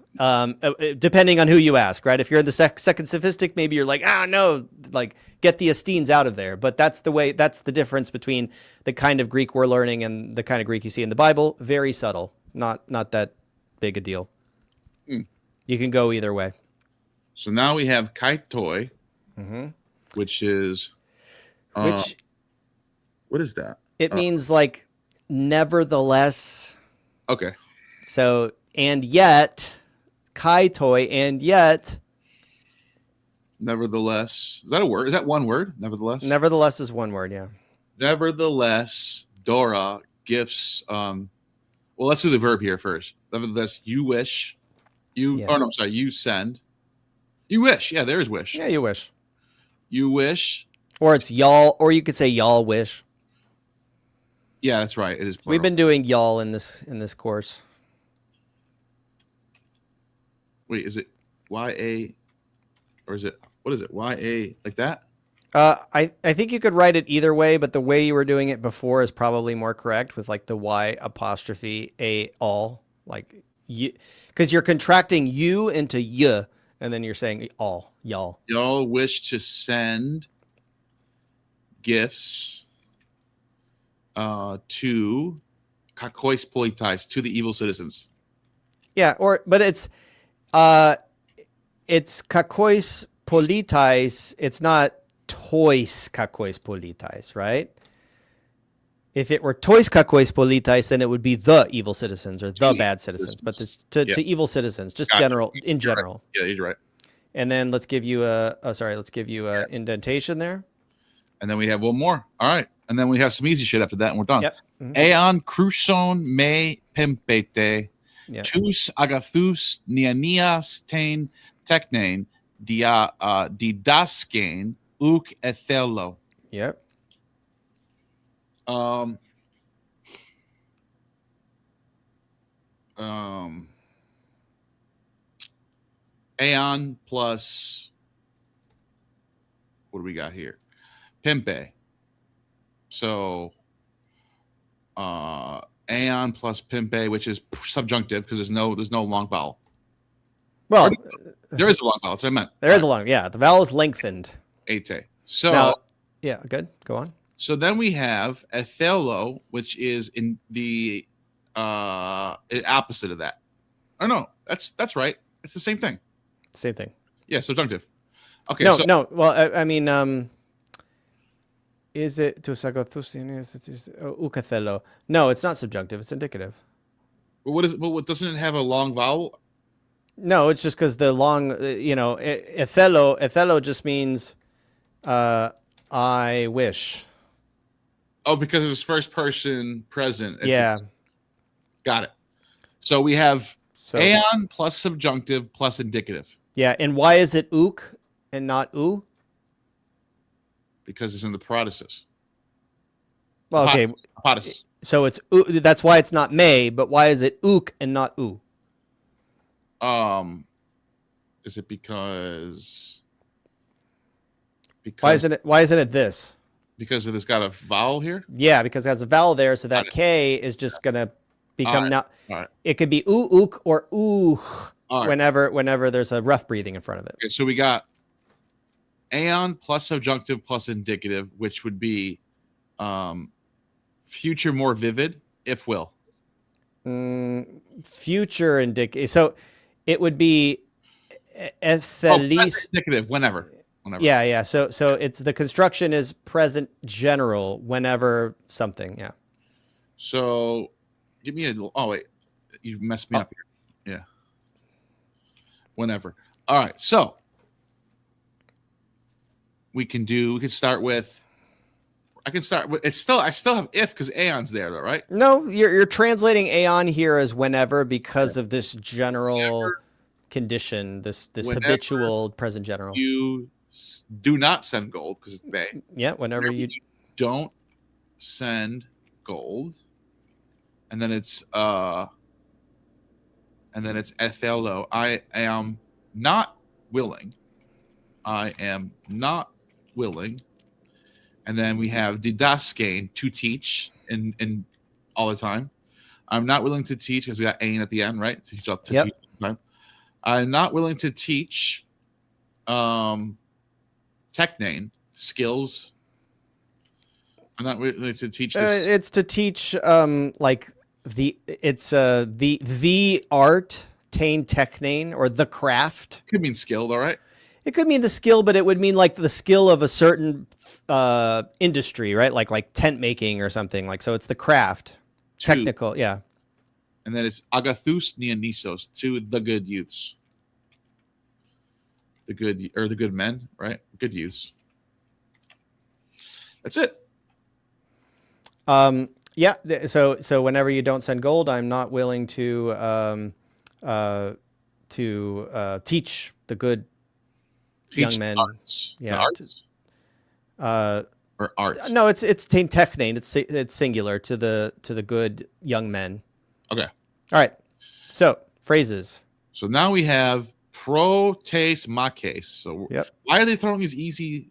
Is this like a trick question? No, it's just it should be pretty straightforward. I don't know. You got this?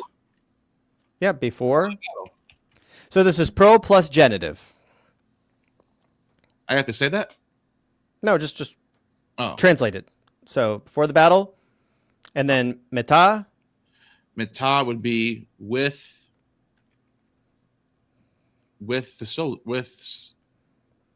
genitive soldiers of the soldiers.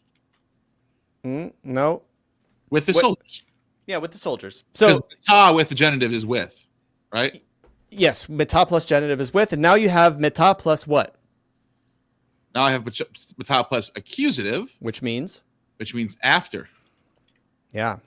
After the war. After the war. And then we have perilogus, which is Perilogus. Oh, so they're trying to do proposition. That's what they're teaching us here. Prepositions. Prepositional. They're called prepositional phrases. Yeah. So perilogus would be on Perilogus. on the word. Concerning or about words or speeches. It could be speeches, but yeah, on words is fine. Okay. Peritais orkias would be Peritais oikiais. peritais orkias. Right. Peritas ikias. The houses. Near or it could be like around the houses. Yeah, near the houses. Yep. Now you have soon, which is now. Now the god with now to with.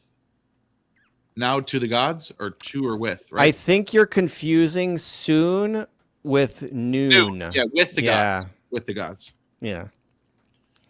Okay. Didaxai would be to teach. Yep. And remember, that's to teach only once. In the aorist, what is the continuous? Didaxane. What is it? Didaxane. Not didaxane. Sorry, didaskane.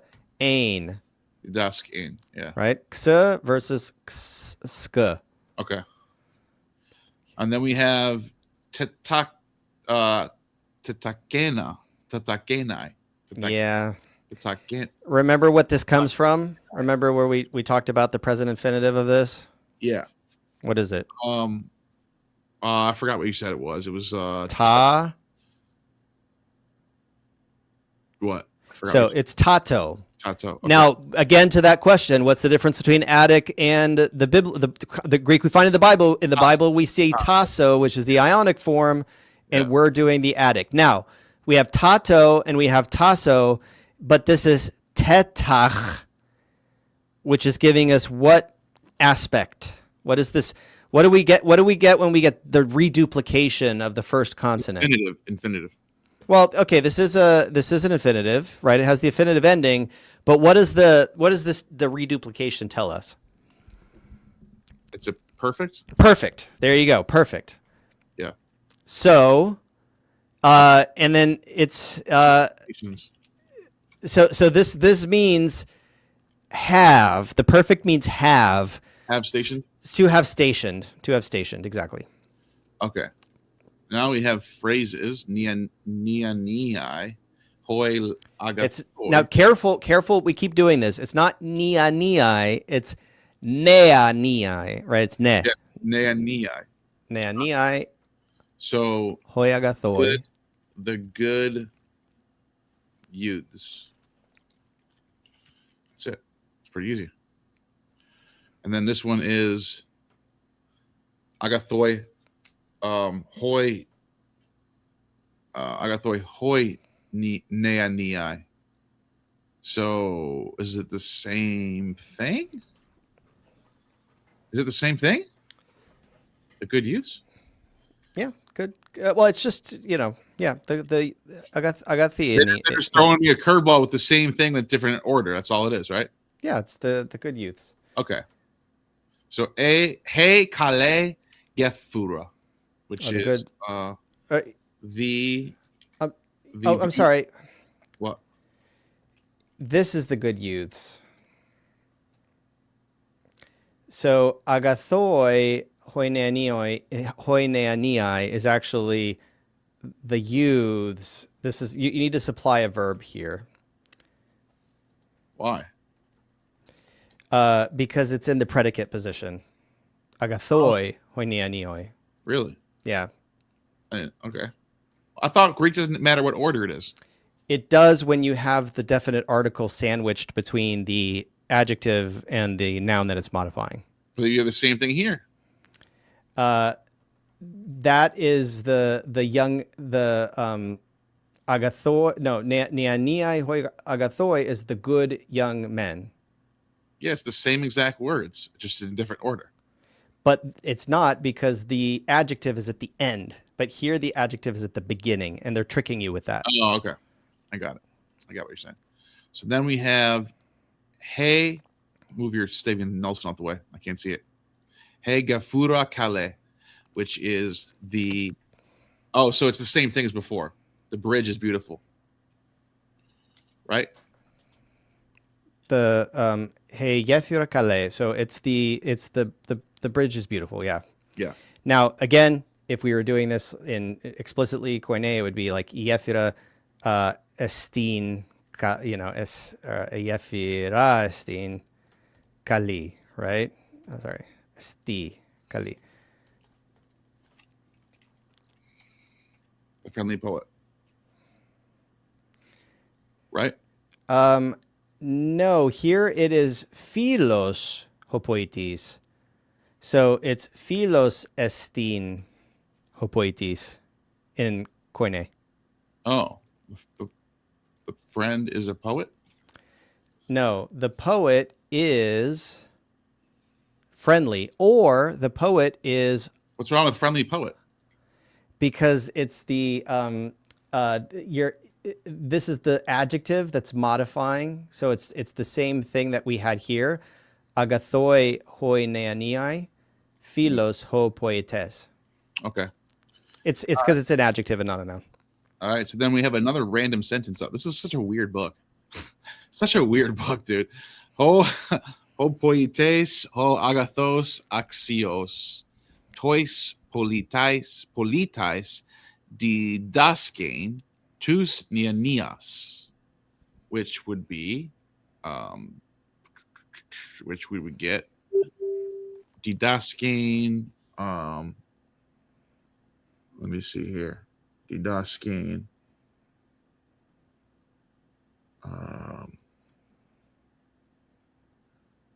The poet, the good poet, is worthy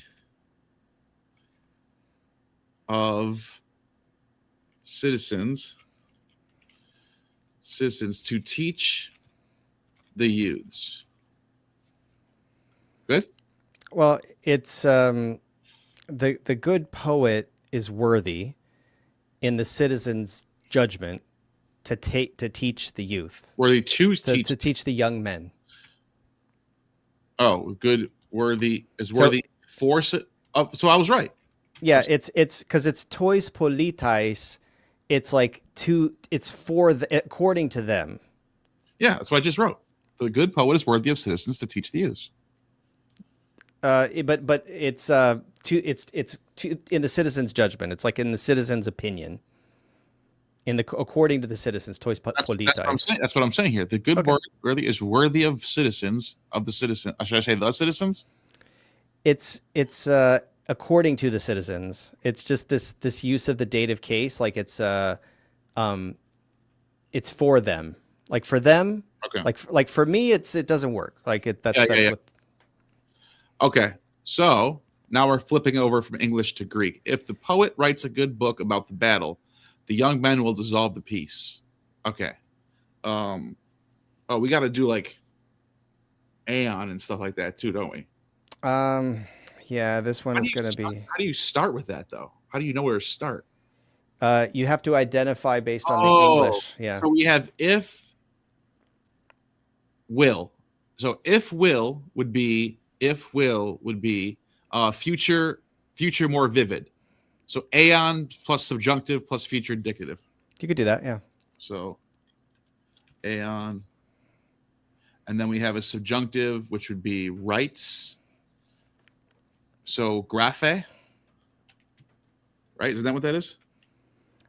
Aeon graphe. Yeah, you could do that. Or you could say grapse with the eta. Which one is it? Rights. I mean, isn't it supposed to be subjunctive? Yes, but it's a question of does he do it once or does he do it all the time? All right, we'll leave this here for now. Aeon graphe. The poet. If the poets. So it would be ho poietes. Poietes.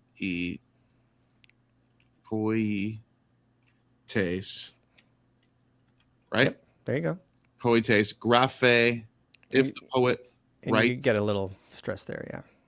If the poet writes a book, I would say tone a good book. Okay. So agathon. Mm-hmm. Tone agathon? No, Just not the.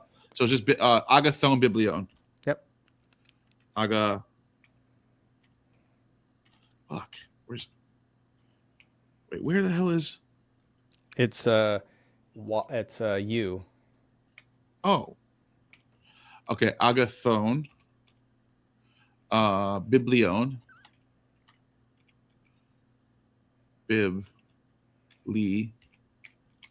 Biblion. Okay. On the battle. Peri. On. Around. All right. Peri. And then the battle would be makes. Makes, right? Mm-hmm. I'm trying to think of how to spell that. Is it mak? Stresses on the Makes. my case. Makes. All right. And then hoi nia nia. Now, really, this is in the abstract. It's going to be taste, my case. Even though it's not about the battle, it's just about battle in general. So it's still hemache.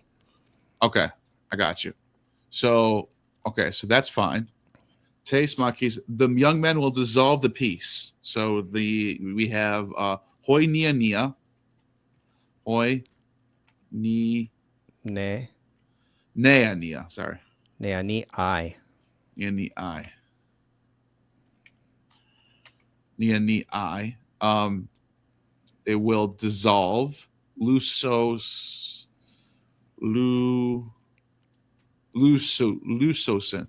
right? Lusosin? Lususin. Su. Lususin. Mm-hmm. Lususin, and then tain aranane. Aranane. What is it? Yeah, this one's tough. Aranane. Yep. Boom. There you go. So almost done. And you could take this out if you're doing it like that. Lususi tinirinin. Some people in the chat are confused about that. It's just About what? the new movable, right? Oh. So it's like whether or not you're supposed to include it. Like, I mean, a good rule of thumb is like the next. I don't know. word. It sounds normal to me for some reason. Just to have it in there. I don't know why. Okay, so the next one would be, if y'all should sacrifice animals to the gods, we would stop the war. So we have if and would, which would be if and would is future less vivid. So we have a plus on optative, right? A, Mm-hmm. and then we have on, and then we have two optative verbs. So which would be, so sacrifice would have to be thu. I'm sorry, wait, hold on. What is the optative again? It's not, because the optative is the one without the long vowels. Yeah, it's the optative is going to be oi. Thuoiti. Yeah. Thuoiti. Yep. But it's not T, it's te. Te. Like that? Well, it's a epsilon. Oh, really? Yeah. It's not like a vocative or something. No. All right. Thuoite. All right, thuote. So that is okay. So and then now we have the one more verb done. We can fill in the blanks. We would stop. So then we have paus, and this has got to be in the optative air. We would stop the war. So it'd have to be aorist. So on. We put it before on or after on? Before, right? Typically, you would put it before, yeah. Okay. You would put on like towards the end. Yeah. Pausomen? It's because it's aorist. You would put aorist optative pausimen. We would stop. Yeah. Oh, this would be something else, right? That would be subjunctive. I got you. Okay, so it's Iman. Yeah. Pausimen. Pausimen. Okay. So now we have our verbs in there. So now we have to do, so if you all should sacrifice. So we have to do if it's animals, so we sacrifice animals, zoa, right? Zoa. There you go. And then tois theois. Mm-hmm. That's an easy one. Tois. And then oh wait, no, we don't have any gods there. Oh yeah, we do. Tois. Now, if you're doing monotonic, you don't need to stress. Oh, that's right. Tois theois. Theois. Okay. Theois, right? If you should is that it for the first part? Yes. A tois theois, yeah. A So then we have tois theois. So then we have tone polymon. Mm-hmm. You can put it there. Tone pol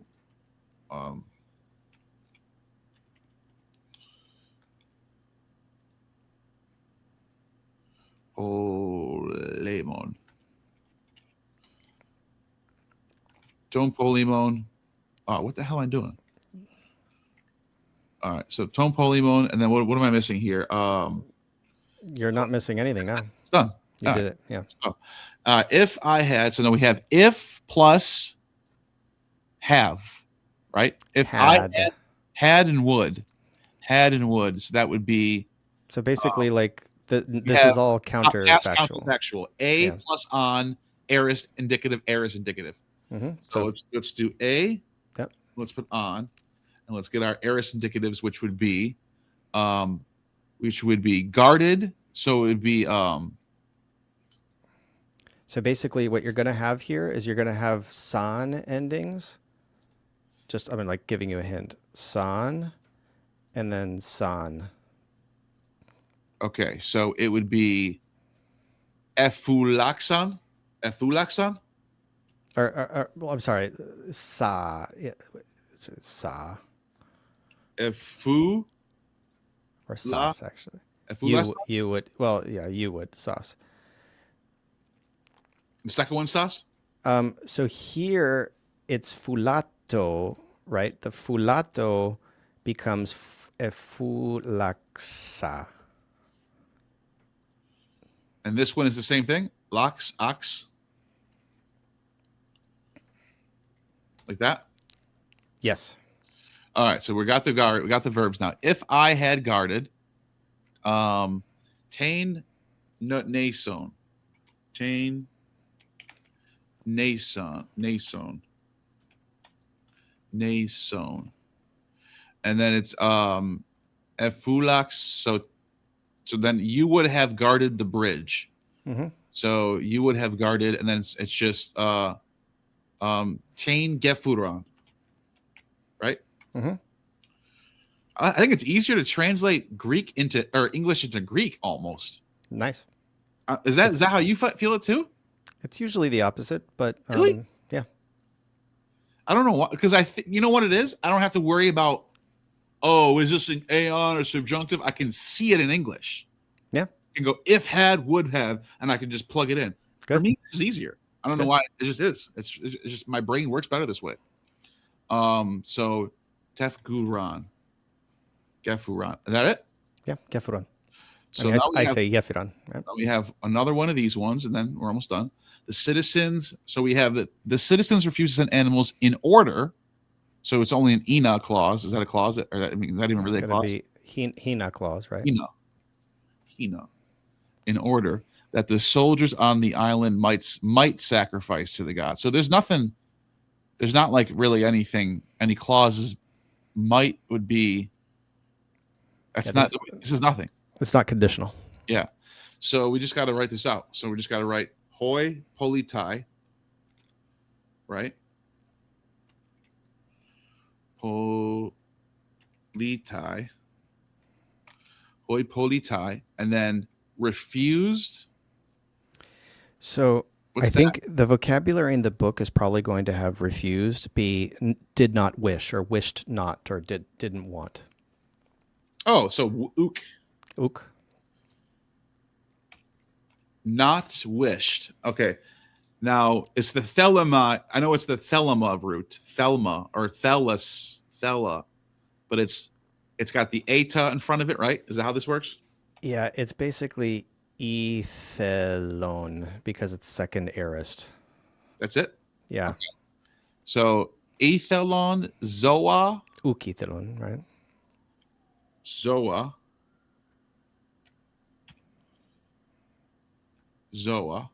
ethelon, zoa, and then refuse. Oh, I forgot to do my verb send. Well, you can put it after if you want. Okay. Pimpe. Pimp, and it's continuously, so it's pimpane, pimpane. Sorry. Yeah, good. And then we have in ina. What is that? What is that right there? In order that, and then we have hoi stratiatoi. That's the soldiers. Do that a million times already. That's another thing about this book is they really the way the vocabulary is thrown at you. You constantly are you at least know certain words forever. Like you can't forget these words. Stratiatai. And then hoi. And then okay, so what's next? Stratiotai. The soldiers on en tain naso. N. Yeah. En te nasoi. Right? On the island. But Right? it's not tain. Tain is accusative. En te naso. Naso. That's what I meant. Ten naso. Mm-hmm.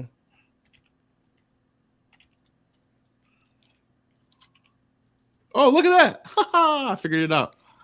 Nasoi. All right. So, and then what's next? Into the island. Might sacrifice to the gods? So it's hina, and how do you say sacrifice? Thuo. Right? So it's they, the citizens, might sacrifice so that they might. So might sacrifice.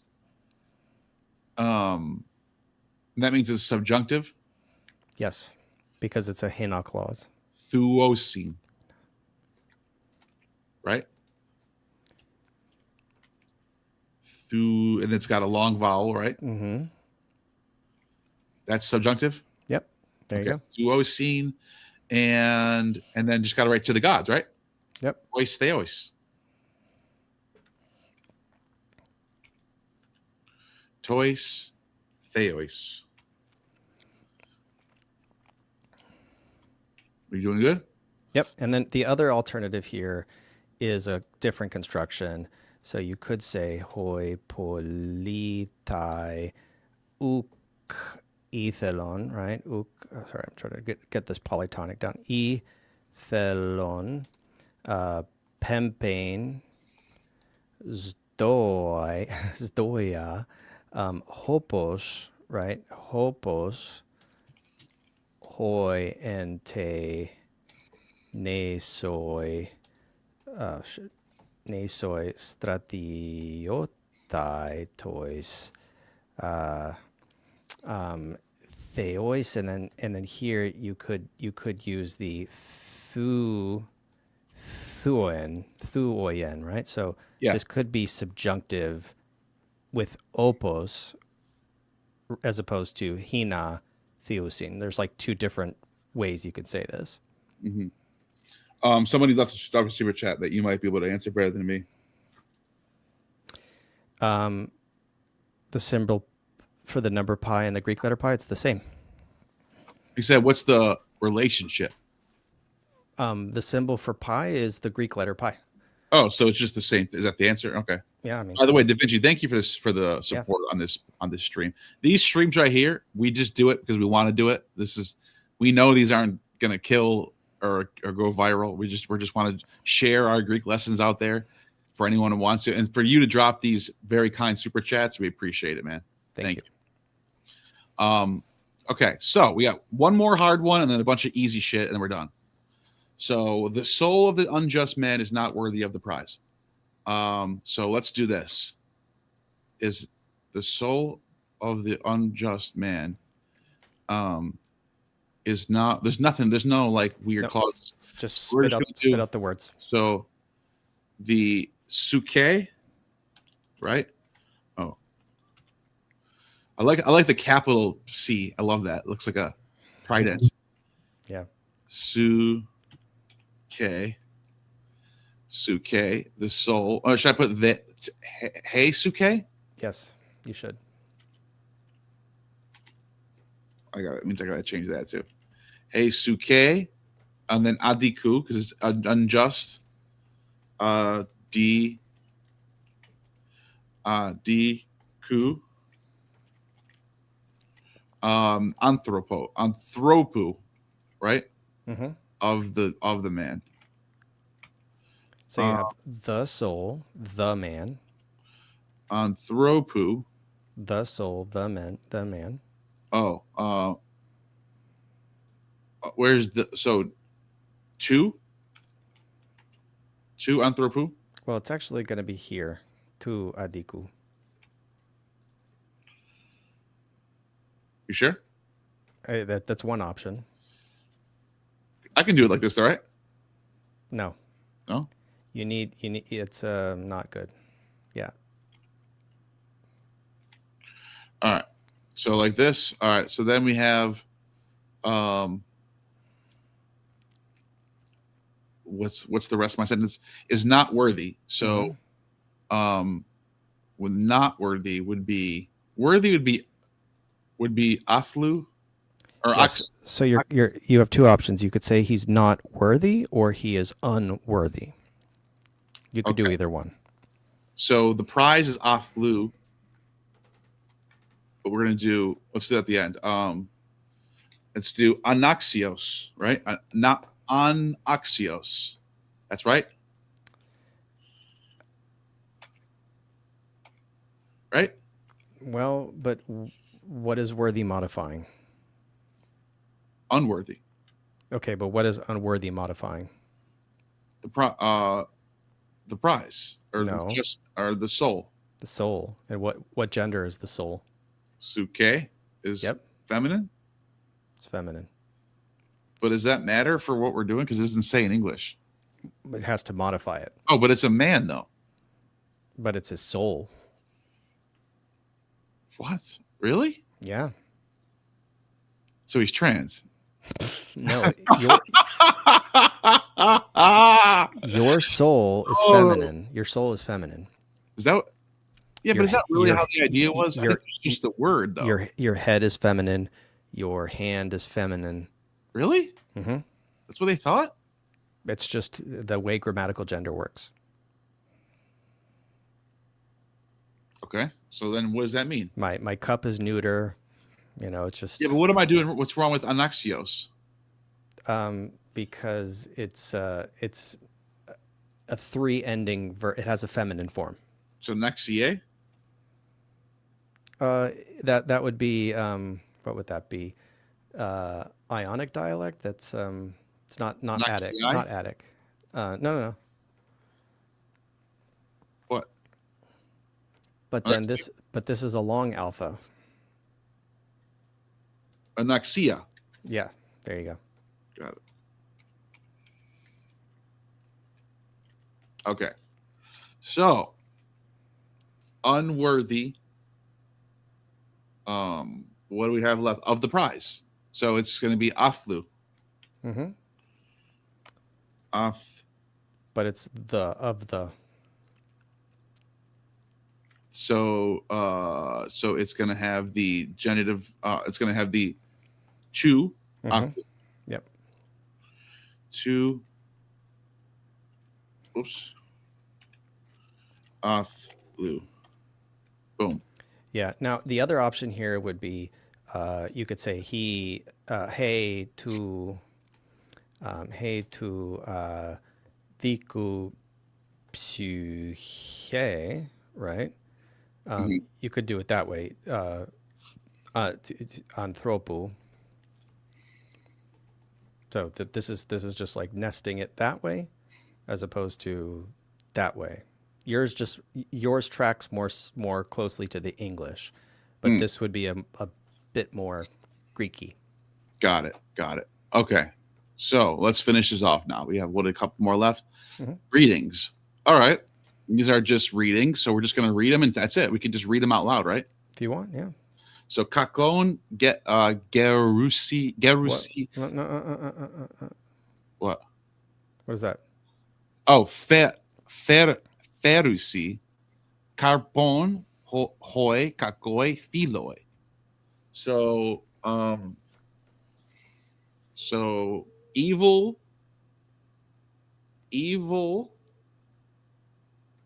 What is that's Someone in the chat asked if testicles were feminine. No, testicles are masculine. so kakon ferusi would be bearing bad. Carpon, Usually, sometimes I guess they can be feminine, but bearing bad. Carpon is fruit. Bearing bad fruit. Hoi kakoi philoi. Bearing bad fruit. The bad friends. The bad friends bear bad fruit. bingo. Boom. Okay, let's just keep going. We don't have to write that out, do we? Or they bring bad fruit. No, you I don't. guess we can write it out. Bad friends. We're saving this anyway. Bring bad fruit. Bear bad fruit. Yeah, it means they bring. It means Yeah, they but it's bring bad bear. It's bear fruit. Yeah, it's fine. They bear bad fruit. They bring bad fruit. Yeah. Calon. Was this the same thing again? Calon is the opposite of cacon. Oh, good friends bear good fruits. Yep. I remember doing this with this exact part with Amon right here. This is Aw. about as far as I got actually with him. I think we just started the next one and that was it. But anyways, I remember exactly doing this though. Lupai gar anthropoisi tiktusin noson. That would be luptai would be, is that the word for, what is that word? We haven't done that word yet. I mean, I haven't seen it in a while, I should say. Loop? Is that ready to luo? No, it's lupai. Lupai. I honestly don't know. I honestly have no idea. I'm just blanking out on this word right here. It's this is the feminine. It means like pain. Pain? Yeah, so this is the plural. Okay. So pains? Pains for? Or pains. Or you could say sorrows. For pain, for sorrows. I can't see what I'm doing. Mm-hmm. Sorrows. For sorrows, anthropoisi tiktusin noson. So we have the dative plural of man. So noson isn't that mean like, what does that mean? So it's like illness, right? Yes. Illness. And then tiktusin is bringing or beget. Mm-hmm. Beget. Yeah. That's a yeah. So for sorrows beget. Beget. Yeah, beget. Illness for friends. Illness to friends. Not friends. Or to people. Yeah, to men. To men. Okay. And basically in Attic you would have like normally it would be that, but this is poetic. Yeah. Okay. 56. Alupon ex axes ton bion horis gamu. So we have game gamu, which is also the word for marriage, right? Like sacred games, the heroes gamos, the sacred marriage, sacred games. So we already saw lupe, right? And Now we have the opposite. Now we have alupos. So that would be this is the adjectival form. free from pain. Free from illness, right? Yeah, it's a pain-free. Pain-free. That's a better one. Pain-free. Pain-free. Access is to bring? No, so it's oxo is the first person. Access. To like go, right? To go? No, it's the same as axios. right? It's the same root, Oh, time, like but axiomatic. It's the verb. Lead. Yeah, ago is lead. So it's so this is I will lead. I will lead. Well, no, this is I will lead, and then axis is you will lead. You will lead. Okay. Sorry, it has nothing to do with oxio. So You will lead Yeah. a pain-free life. Bion. Chorus is apart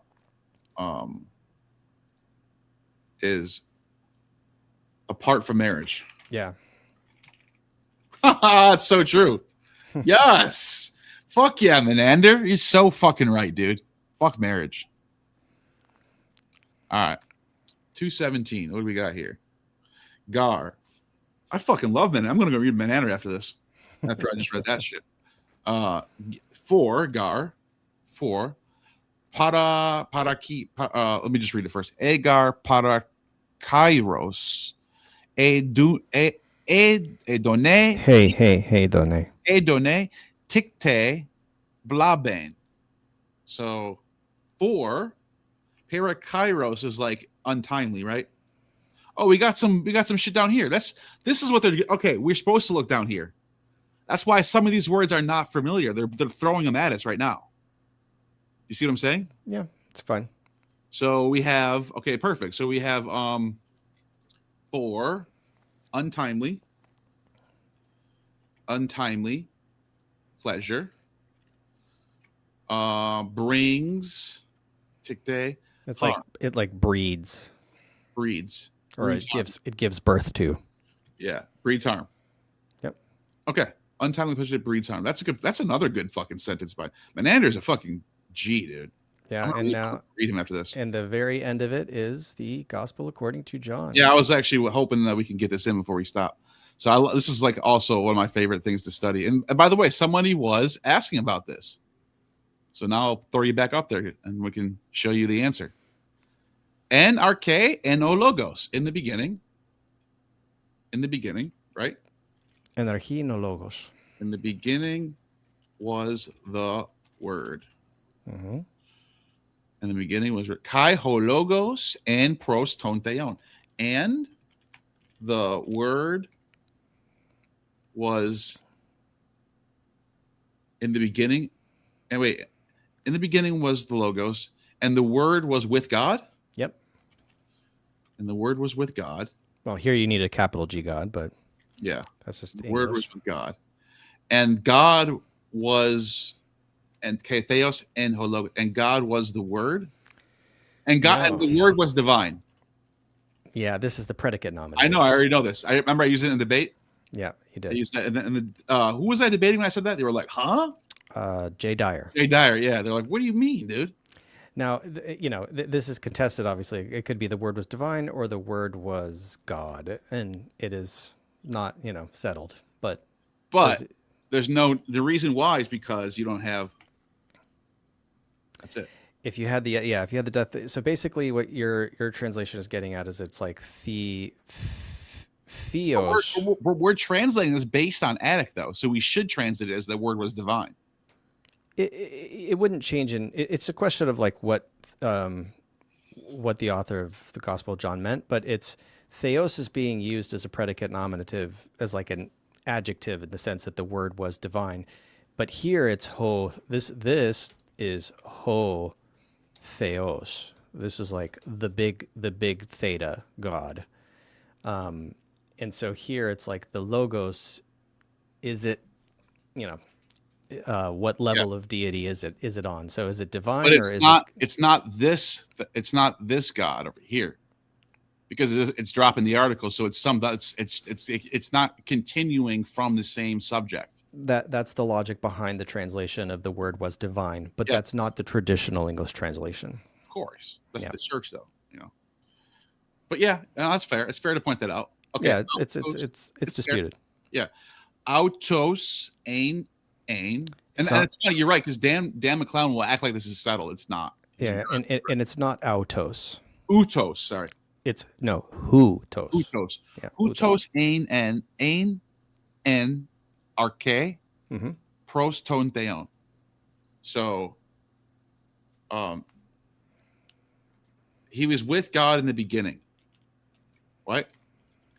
Yeah, hutos. With God. He was with God in the beginning? Is that right? Ein enarchie proston theon. He was with God in the beginning. Perfect. And that's literally everything. That's literally all of Unit 4. We didn't just skip around like those other people do. Let's just do this random one. Let's skip ahead 5 more, random one. We did the whole fucking thing, dude. It should be like many hours, and then you should do every single little every question should be filled out in this, I believe, and because that's how you learn. You don't just skip around and go, all right, man. Try number 3. Try number 8 now. Try number 12. Like that's not how you. No, you got to do the whole thing. And by the way, this was, if you look at the book, this is considered like one section done. You notice that how it does that is because it has an exam. 1 through 4 have its own exam. We just finished it. Yeah. Or is that 1 through 3? I could be wrong. Was it 1 through 3 or 1 through 4? We just completed 1 through 4. Yeah. So that was an exam at the end, and then it starts a whole nother section. 4 through 6, I think it is, or 5 through something else or something. I think we hit a big exam at the end of 6, if I'm not mistaken. Yes. So you're right. It's 1 through 3 exam. We already did that. Yeah. It's 4 through 6 exam, and then it keeps going. Cool. So we're not even done with the second part yet. We're still doing the second part. So all right. But that's it for now. And wait, there's somebody else. Another super chat. Were Greek temples made for money making? Not for money making, but they did.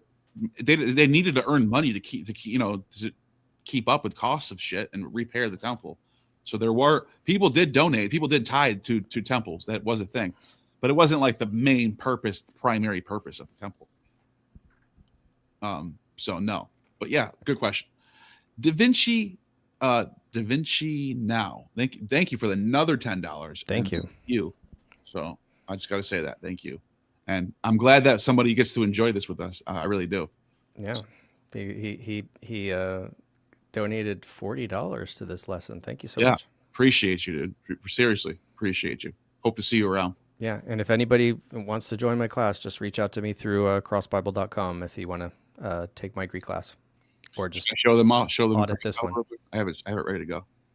I can show them real quick. Crossbible.com. Boom. Here's the website. You can log in here and you like my new reel?